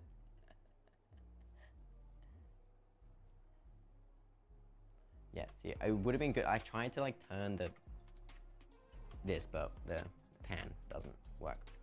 Anyway, one thing that I noticed before, which I don't get my face in frame. Here you can see look at the top not the top section, but the, what does it even say? LCD, SDI, front USB, rear USB. In the Pyxis 6K, there was no differentiation between the front USB and the rear USB, which didn't matter because the rear USB didn't do anything for display. But now you can have all the settings, like, this is basically like, do you want clean feed, do you want a LUT, do you want zebras, focus assist, safe area grid, all that stuff. Like, if you want to have any of that, you can set which screens it goes to. Which, one of the things I really loved about the Pyxis 6K, and I really love about this camera, and it's even better now because you can technically have two Pyxis monitors, or a Pyxis monitor and a EVF, or you wouldn't want to have two EVFs, but you can have two screens plugged into USB, plus you've got the onboard monitor, plus then you've got your SDI port.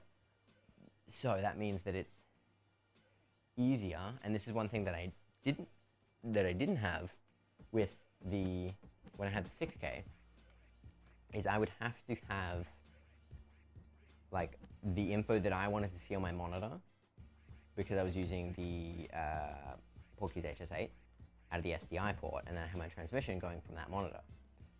So that means that it's like whatever I want to see on my monitor also then goes to the director's monitor, to the wireless feed. So that means that like if I have focus peaking on, so does the director, which the director does not need to see, you know? Same thing with like, you know, like the grid or the false color. I mean, false color is whatever. I'll just have false color as a custom button. But it means that now with the Pyxis monitor, because if I have this on here, and then if I just run the transmission out of the SDI port, then whatever is being sent from that can just be a clean feed, or can just be one thing that's on here is the, where is it? Display codec and resolution. Wait, let's do this. Front USB codec and resolution.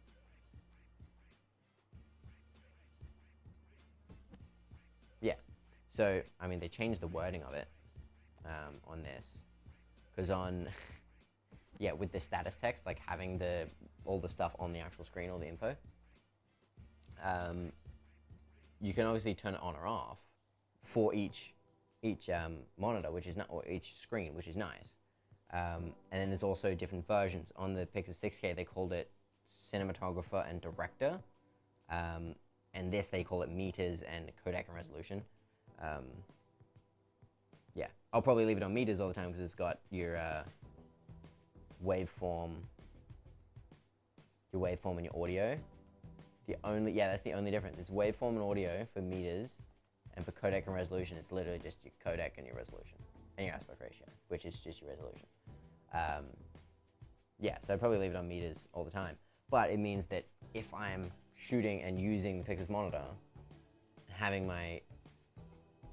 using the SDI port to, wow, the SDI port is hot. Body of this camera's getting, the body's warm. The SDI port is hot. I can have the status text and everything else turned off on the transmission, unless it's going to like first AC. Then obviously they'll need focus peaking and stuff. Not necessarily, they don't need it because they can turn it on the monitor. But I think the focus peaking on the Pyxis is actually really good. At least it was on the 6K. I imagine it is on this too. So I'd probably have focus peaking turned on. That's when it would be good to have multiple receivers. No, you just need a monitor with good focus peaking rather than having focus peaking on the camera. I don't have the HS8 is okay for focus peaking if you have the settings right. But anyway, but yeah, it's just good to be able to do front USB, rear USB separate, as well as the SDI. I just really hope that they make a 7-inch version of the Pyxis monitor. That'll be so good if they like have a monitor that is native to the camera, because like this is like what comes with the FX6 and the C400, you know, like those sort of cameras, the Eterna, the Brano, like all these cameras have these little screens that come with them that are like detachable. To be fair, most of them don't have full-on like 4-inch screens on the body itself, but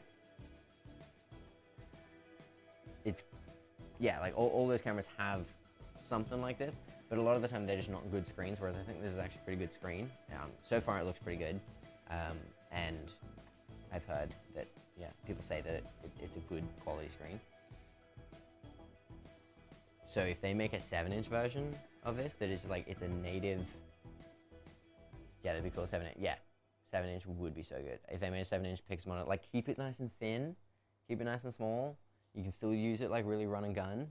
And then if you needed to do a transmitter, have like a transmitter, you know, attached somewhere. I don't know where I would rig a transmitter on here. Have to figure that out. maybe on the back right here, there's like actually quarter 20s on the top of this plate here. There have been users that have managed to get third-party monitors working with touch input. Oh, really? That's interesting. I wonder how that would work. But yeah, one of the good things about this monitor is that it does that full camera control. So you can be here and be like, okay, I'm looking at it, and you can just do all the things you need to do on this screen rather than like coming around to the side or like turning the camera to be like, okay, let's go into the menus. Now it is also good to have this on the side here because sometimes you can be like let's say if I'm like operating, like I've got the camera on a tripod in front of me and I'm like, okay, I'm looking through here or I'm doing it, and then AC can, or like somebody else can just come over to the side and like change settings or whatever. On bigger cameras, they'll have that on this side, so there'll be like one screen on either side sort of thing. The Cine 12K has the big flip out screen on the left side, and then just like a built-in screen, much like this, but on the right side. So then it's got those two screens, and then you can obviously, of course, have an EVF or a Pyxis monitor, or anything that plugs in the SDI, of course, as well.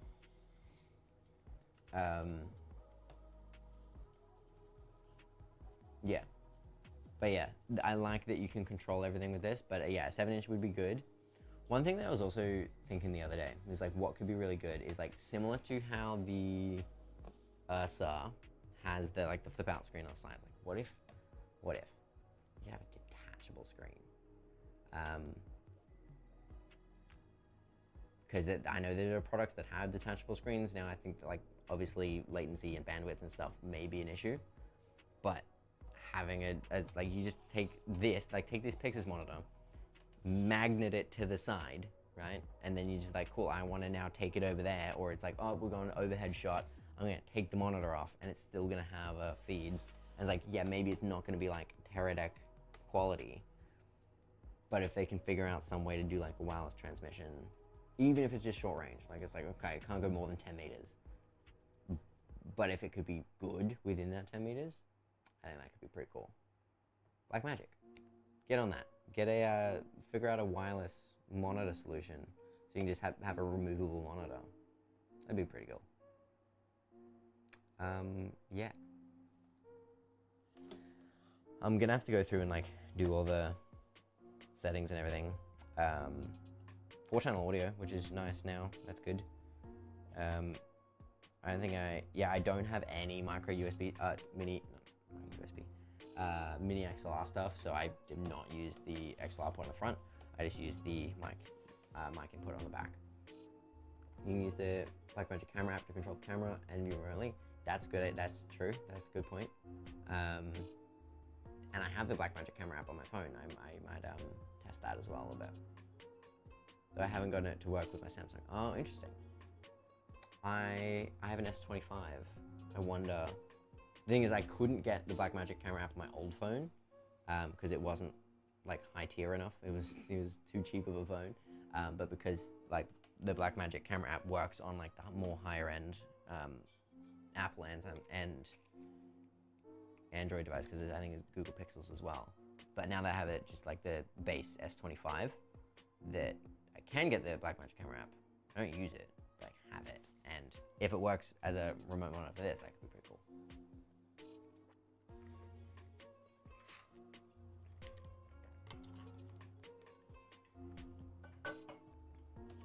Yeah, there's not much for audio settings. Setup. Shutter angle, shutter speed, flicker free. We'll change that to 50 Hz because we are in Australia. Uses webcam. Okay, so if I turn on lens stabilization, you can turn. I wonder if I don't have any stabilized lenses though, like L-mount ones. But I wonder if you got like a bigger Lumix or Sigma lens with stabilization. You can turn on lens stabilization. That's interesting. Uses webcam, so you can plug it in. I may not do it this stream because I'm gonna probably end this soon. What's that? Timecode stuff. Function buttons. I'm gonna have to talk about this in videos that I make about this thing, but there's just so many things in these menus that just like, it's so nice. so good. Like, just going to set your function buttons, and like just going in, like one, it's already set to false color. Can you focus? There we go. Set to false color. It's set to false color on just the LCD. You can set, like, if I never want my false color to go to the SDI output, because that's always gonna be, you know, the director or whatever, and they don't need to see the false color, I could just have the false color just go to this monitor, or just go to this and this monitor. You can do that with all your function buttons, you can do that with all your monitoring tools. Yeah, I really like the customization of all this. One thing that I do want to test though, I want to check. So you've got your 3 function buttons, which are down here. 3 function buttons down here, along with some of the other ones. You got your white balance, ISO, shutter, high frame rate, focus, zoom in, punch thing. All of those buttons, I think, except maybe the ISO, white balance, and shutter ones, but like the 2 bottom ones, the magnification and the high frame rate, I think they should be reprogrammable as well. Same with the iris range, because so much of the time on a cinema camera like this, we're running manual lenses. So why do we need an iris button that's not going to do anything? So let me reprogram it to another thing. I think that's reasonable. You can reprogram the focus button though, which I'm going to test now, because that's it's actually something that you could not. So you could set it on the Pyxis 6K, but it didn't work. Well, at least the one that I had. You could set that like the focus button to a function, and it just wouldn't do anything. So let's set it to. What should I set it to? Oh, there's pre-record on these cameras too now. Call. What does call mean? Interesting. Shooting orientation. Clean feed. Status text. Let's go display light. So I've got the focus button now set to turn the light on and off on both the monitor and the monitor here. See if you can see that, and I'll watch this one. This button right here. Doing nothing. And I'll just test the iris button as well. So, why is that not doing anything? That's really annoying. Toggle preset, yeah, no. One shot F. I don't understand why it's an option, but it doesn't work. Does anyone know why that would, I'm gonna set up a false color just to see, because, nope. But function 1 is set to false color, and it works. It doesn't work on this one because it's not set to this monitor. But why does it not work? Also, I think, oh, I was like, why is it so loose? It's because I didn't have a screwdriver to attach the plate properly. But yeah, that's so annoying that there is an extra button there that you can set, but it doesn't do anything. Yeah, there's a weird one. Yeah, has anyone else like had that before? Because I think I talked about it in my 6K review or maybe even one of my other videos, like maybe my first impressions video. Because yeah, that's so annoying. That it's there, but you can't do anything with it. And like even like the still button as well. Still button I feel like is nice, like to have it. You just be like, oh, I want to take a still frame rather than record, and I think it like makes a cinema DNG file, which can be really good if you need to. And I think maybe I'll.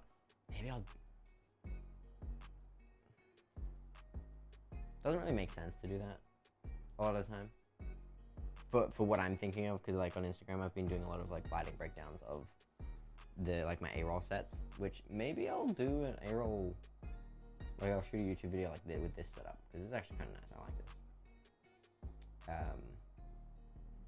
And this would make more sense for a YouTube video than a stream, because I really only have my mouse here. I can't really do anything else on my computer, or monitor anything really. Well, monitor audio at least. Okay, F1. While we're just here, I'm just gonna set these settings.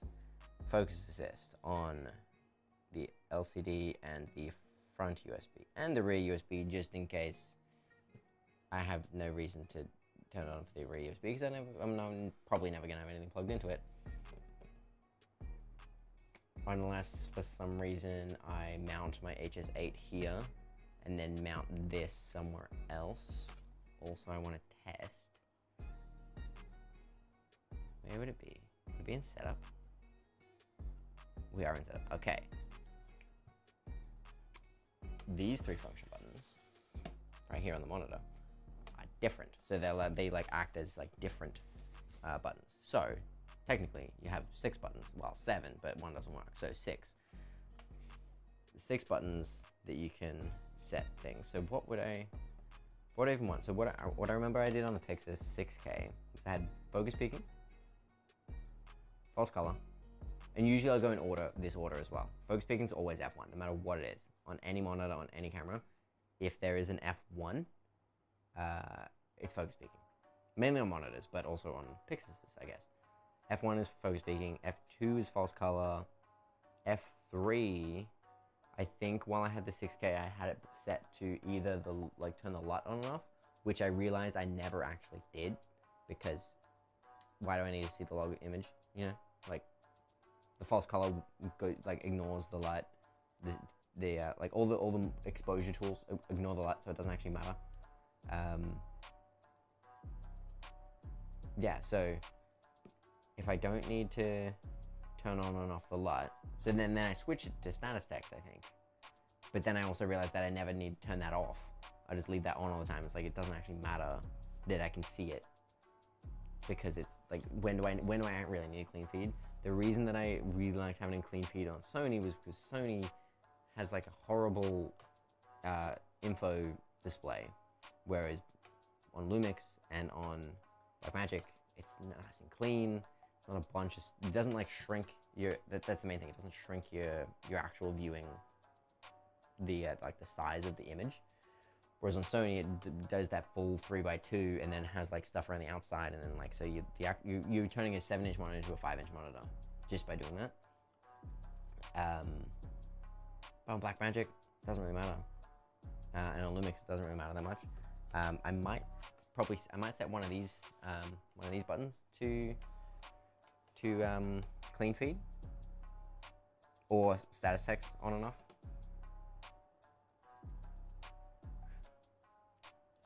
Should it be status text on and off, or should it be clean feed? Because clean feed turns everything off. Interesting. I'll have to think about it.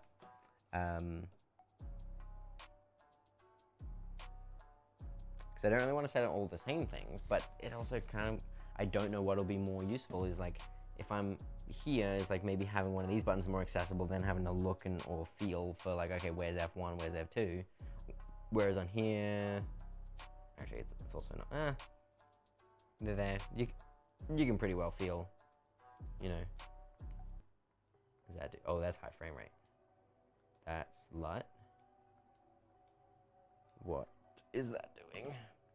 Oh, that's turning the false color on. Only on the side screen, not the USB outputs. There you go. So LUT is on. Off-speed frame rate, so that just like switches it to 40 FPS. Which, like, that can be cool. If you like, you know, you're filming in 24 and you're like, oh, I need some slow-mo. Bam! Now I have like 1.5 times slow-mo or something like that. Actually, that is nice. Just having a quick, like, basically like an S&Q button. Just have a switch. That's nice. Like, I don't shoot much slow-mo. And so rarely would I even need to like quickly switch to slow-mo. But I can imagine there would be a lot of people that would be really helpful for, like having, like the same thing with on like an FX6 or something, where you just like quickly switch to S&Q mode. And if you have that setting, I guess it's the same sort of thing as like on an S1 II or something, just like doing that quick like video to S&Q mode switch. But with this, it's that like all it changes is the frame rate that you're shooting in. And if you have your shutter angle right, then it doesn't matter, right? Because of the shutter angle, so you'll have to deal with the exposure changes, but it's not like it's changing to a different mode. It's keeping that like 24 frame. I wonder if you can even see. Can you see? Whoa, that is way too bright. What if I can't point it, not, what if I do this? You can see at the bottom, what's that, the bottom left, where it says 24, 40, 24, I think. Oh no, did it change? What if I do that? That's all white. That's literally what I was trying to avoid. So if I point it down, yeah, you can see where it says 2440. Every time, oh, okay, yeah. Also, vertical switch, that's nice. Just like, it can tell when it's vertical. You can turn that off in the settings if you want, but I like that. So it's like, if I ever do want to rig this vertical for some reason, it's nice that all of the displays switch. Yeah, that's really nice. Cool. But yeah, like just switching, it keeps the, oh wait, it's not even that. So it's just the off-speed frame rate. I was looking at this monitor up here. It says something slightly different on that, so, which is interesting. I wonder why it shows a different thing. Anyway, but it keeps the, like, the system frequency, well, not even the system frequency, like the frame rate of the files stays as 24. So it's basically S and Q mode, I think, but with sound. If you shoot off speed, if you don't shoot off speed, like if you actually just set your frame rate to high, like 40, then it'll just be 40 frames per second playback at 40. But if you set it to off speed frame rate, keep it at 24, set your off speed frame rate to 40, then the playback is 24, shooting is 40, then when you play it back, it'll actually play back in whatever that 1.5-ish times slow-mo would end up being. And then I'm pretty sure 40 is the highest you can go in open gate. But of course, if you shoot 16, 17 by 9, 2.4 to 1, you can shoot in different frame rates. I think you can get up to, was it in 8K? You can get up to like 112, I think, and 4K, because 8K and 4K are the same. It's just resolution. The way they do the sampling is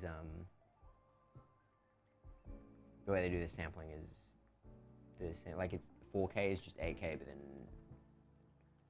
downsampled. I don't know, but the dynamic range is different between 12K and 8K, but it's the same between 8K and 4K. Same with the readout speed. Dynamic range and readout speed, 12K, 9K.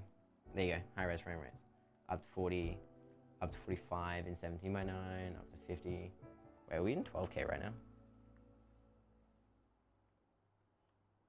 We are in 12K. That's why I was only going to 40, because we're in 12K. But if I switch down to 4K, 4K 6 to 1. Let it change. Now, what happens if I switch off speed frame right now?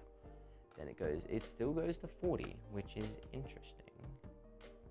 You can go up to 72 frames, which is probably in the chat right there, where Metal Monkey is putting them all in there. But yeah, so in 4K, you get up to 72 frames per second, which is what, at 24, maths, 48. So that's 48 is 2. Then what's, 72 is 3. So, oh, that is such easy maths too. Why did it take me so long? So, that's nice. You can shoot in 3 times slow-mo at 24 frames per second in 72 frames per second, but at 24, but at 72. In 4K open gate, yeah, it's in 3x2. So in open gate, you can shoot in 72 frames per second. So that's nice. That's just like 3 times. And you just played it, yeah. And if you need to play it at full speed, you play it at 300%. Simple. Yeah. And then with readout speed, the main thing is like I'll do a quick rolling shutter test. Whoa, I don't like how loose that is. It's fast enough, you can't tell anything. It's and there's an open gate in 4K. In 8K it'll be the same as 4K. Again, like I said, dynamic range and readout speed are the same 8 and 4K. But in 12K it will be a bit slower, and in 9K it's the same dynamic range and readout speed, but with less, like with a smaller portion of the sensor because it crops into Super 35. So then it's obviously going to be faster because you're just reading fewer pixels. So readout speed, dynamic range, 12K, 9K, and that will be proportionate, let's say. Well, dynamic range is the same, but readout will be proportionate. And then the readouts and dynamic range are all the same for all the corresponding aspect ratios in 4 and 8K. Yeah. Anyway, I'm not going to shoot anything on this. I did put the 21mm on. I could... Oh, you know, I forgot that I swapped the S12 to be HDMI. So, if I actually take this, plug this into the rear USB, and then I'll move this a bit. And if I put that there, now, where's my mouse? I might, those Typox are lovely. Yeah, they are. I haven't been shooting on it yet, in this stream at least. Straighten that up a bit. Yeah, I don't know, one, whether I have to send them back, and two, when. But I think I still have them for at least a couple more months, and then I may have to send some of them back, maybe. Anyway, what was I doing? This one is, I don't like that that's highlighted. There we go. Stop it. This one is that one. Oh. Huh? Hold on, sorry. What is this one? Camlink 4K. What? That's the Camlink 4K. What's this one? That's the UVC. So this one I want Pyxis 12K. Why is it so dark? And why is it so big? Bring it way down. There we go. There. And then hopefully no issues with that is really dark. Why is that so dark? Why is that so dark? Oh, because we're at 72 frames a second. Are we at 24 now? We're at 24. Why? Why is that so dark?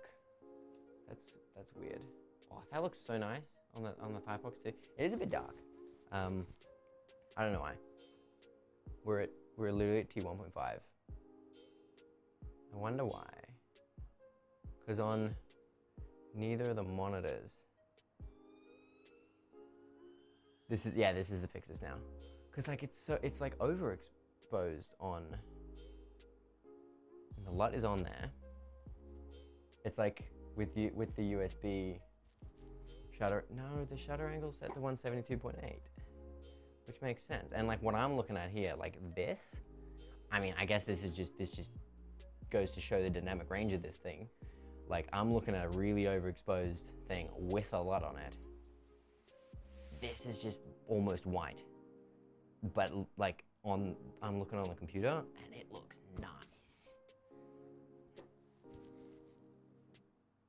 Yeah, like if I'm gonna expose it by eye on the screen, like there, but that's like really dark on the computer here.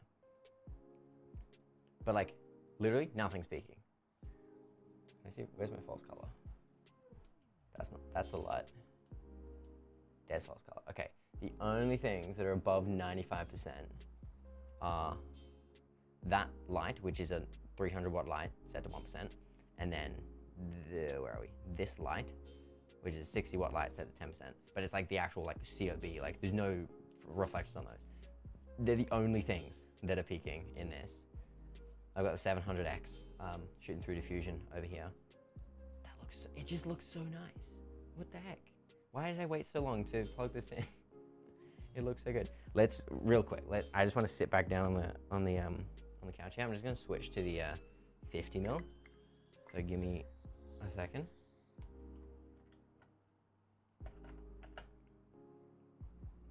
Oh, and I forgot to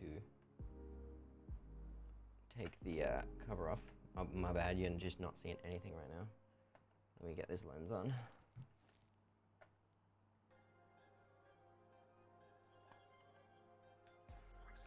Cool. And then we'll go wide open and set the focus to, honestly, probably about where it was. And then if I sit here, let's move it there. Okay, what? It just looks so nice. What the hell? It looks overexposed as hell on the monitor here. I mean, maybe it's like by default, like the USB out just like, you know, does some corrections to it. It's like, it's too bright. Stop it. You know? It like made the light look softer. Does that make sense? And yeah, the dynamic range on this thing, that I'm so keen to like test it. Not even necessarily like properly scientifically test the dynamic range, but just to experience the dynamic range. Because this is apparently 16 stops. I think that's what they call it. They called the Pyxis 6K 13 stops. And this is 16. Where are we? There, focus. Oh, look how nice that is. That's so nice. Okay, I should have plugged this in way earlier. That being said, I wouldn't be able to set anything up unless, and here's the thing, if I, sorry, wait, am I getting a little bit of peaking here? Is it clipping this? Oh, I think it is. Let's just stop down a little bit. Yeah, it looks too dark on the, yeah, we lost that clipping there. So I think it was clipping there. I don't know, it just looks really dark to me. But really bright here. So I don't know what that's about with the whole USB situation. I think it's the webcam functionality. So whatever the webcam situation is happening, that's what's doing it. But yeah, I'm really excited to try just to see what the dynamic range is on this, because it's 16 stops apparently. The S1 II is like 14 with dynamic range 15 apparently, but honestly looks fine, not clipping at all. Oh really? I thought I saw a little bit of clipping on my cheek here from the light. But that's nice. I mean, it's way overexposed on the monitor here, but again, not clipping. Yeah, cool. I think I might end the stream here. Like, as much as I would like to keep talking about this and like set it up and everything, I think I might save some stuff for all the videos.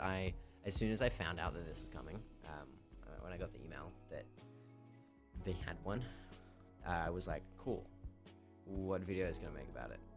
And then I like wrote down like 5 ideas. So I'm gonna try and make as many YouTube videos as I can while I have this, like about it. I do have one. I actually have my long-term review of the S1 II that I'll probably film this week, using this camera. I think I'll use the Pyxis 12K, but then after that, it's just like it's gonna be Pyxis 12K content mostly for the next like 2 months, and I hopefully have a couple projects coming up that I'll get to use this on. And if not, I might have to try to make something happen, because I want to shoot some stuff on this. I don't want to just shoot YouTube videos. I want to shoot some real things. Can't wait. Can you come in? Yeah, will do. But yeah, if anyone's here, happens to be in Brisbane area and has something they need shot, or would be willing to just like help with a guess, a bit of a test or like a BTS sort of video. If I do want to make a video about talking about how ISO works, because on this it works like other cinema cameras, and the way most people use ISO is not how it's really intended, if that makes sense. So I want to make a video about that, so I might do like a bit of a demo with that, so it could be cool to have somebody else, you know, even just sitting in the frame. Yeah. Yeah, and then I've got a handful of other videos that I can't even remember. There's all the rigging stuff. So there's at least one rig video, ISO video. I want to make a video about like what makes cinema cameras different.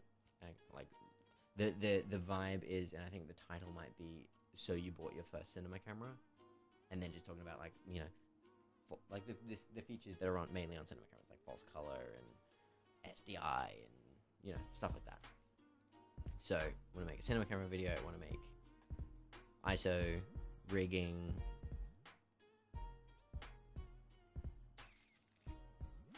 maybe another B-roll video.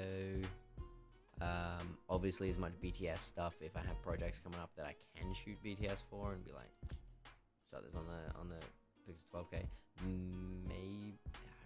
Maybe about the monitor and the handle, maybe not. But yeah, got a handful of video ideas that I will get started on. Probably start making them this week. But I think my priority will be to get the S12 video done this week. Yeah, there's a reason for that. I'm not gonna tell you. Anyway, I think I might end this one here. Thank you everybody for hanging out, and let me know if you want me to do another live.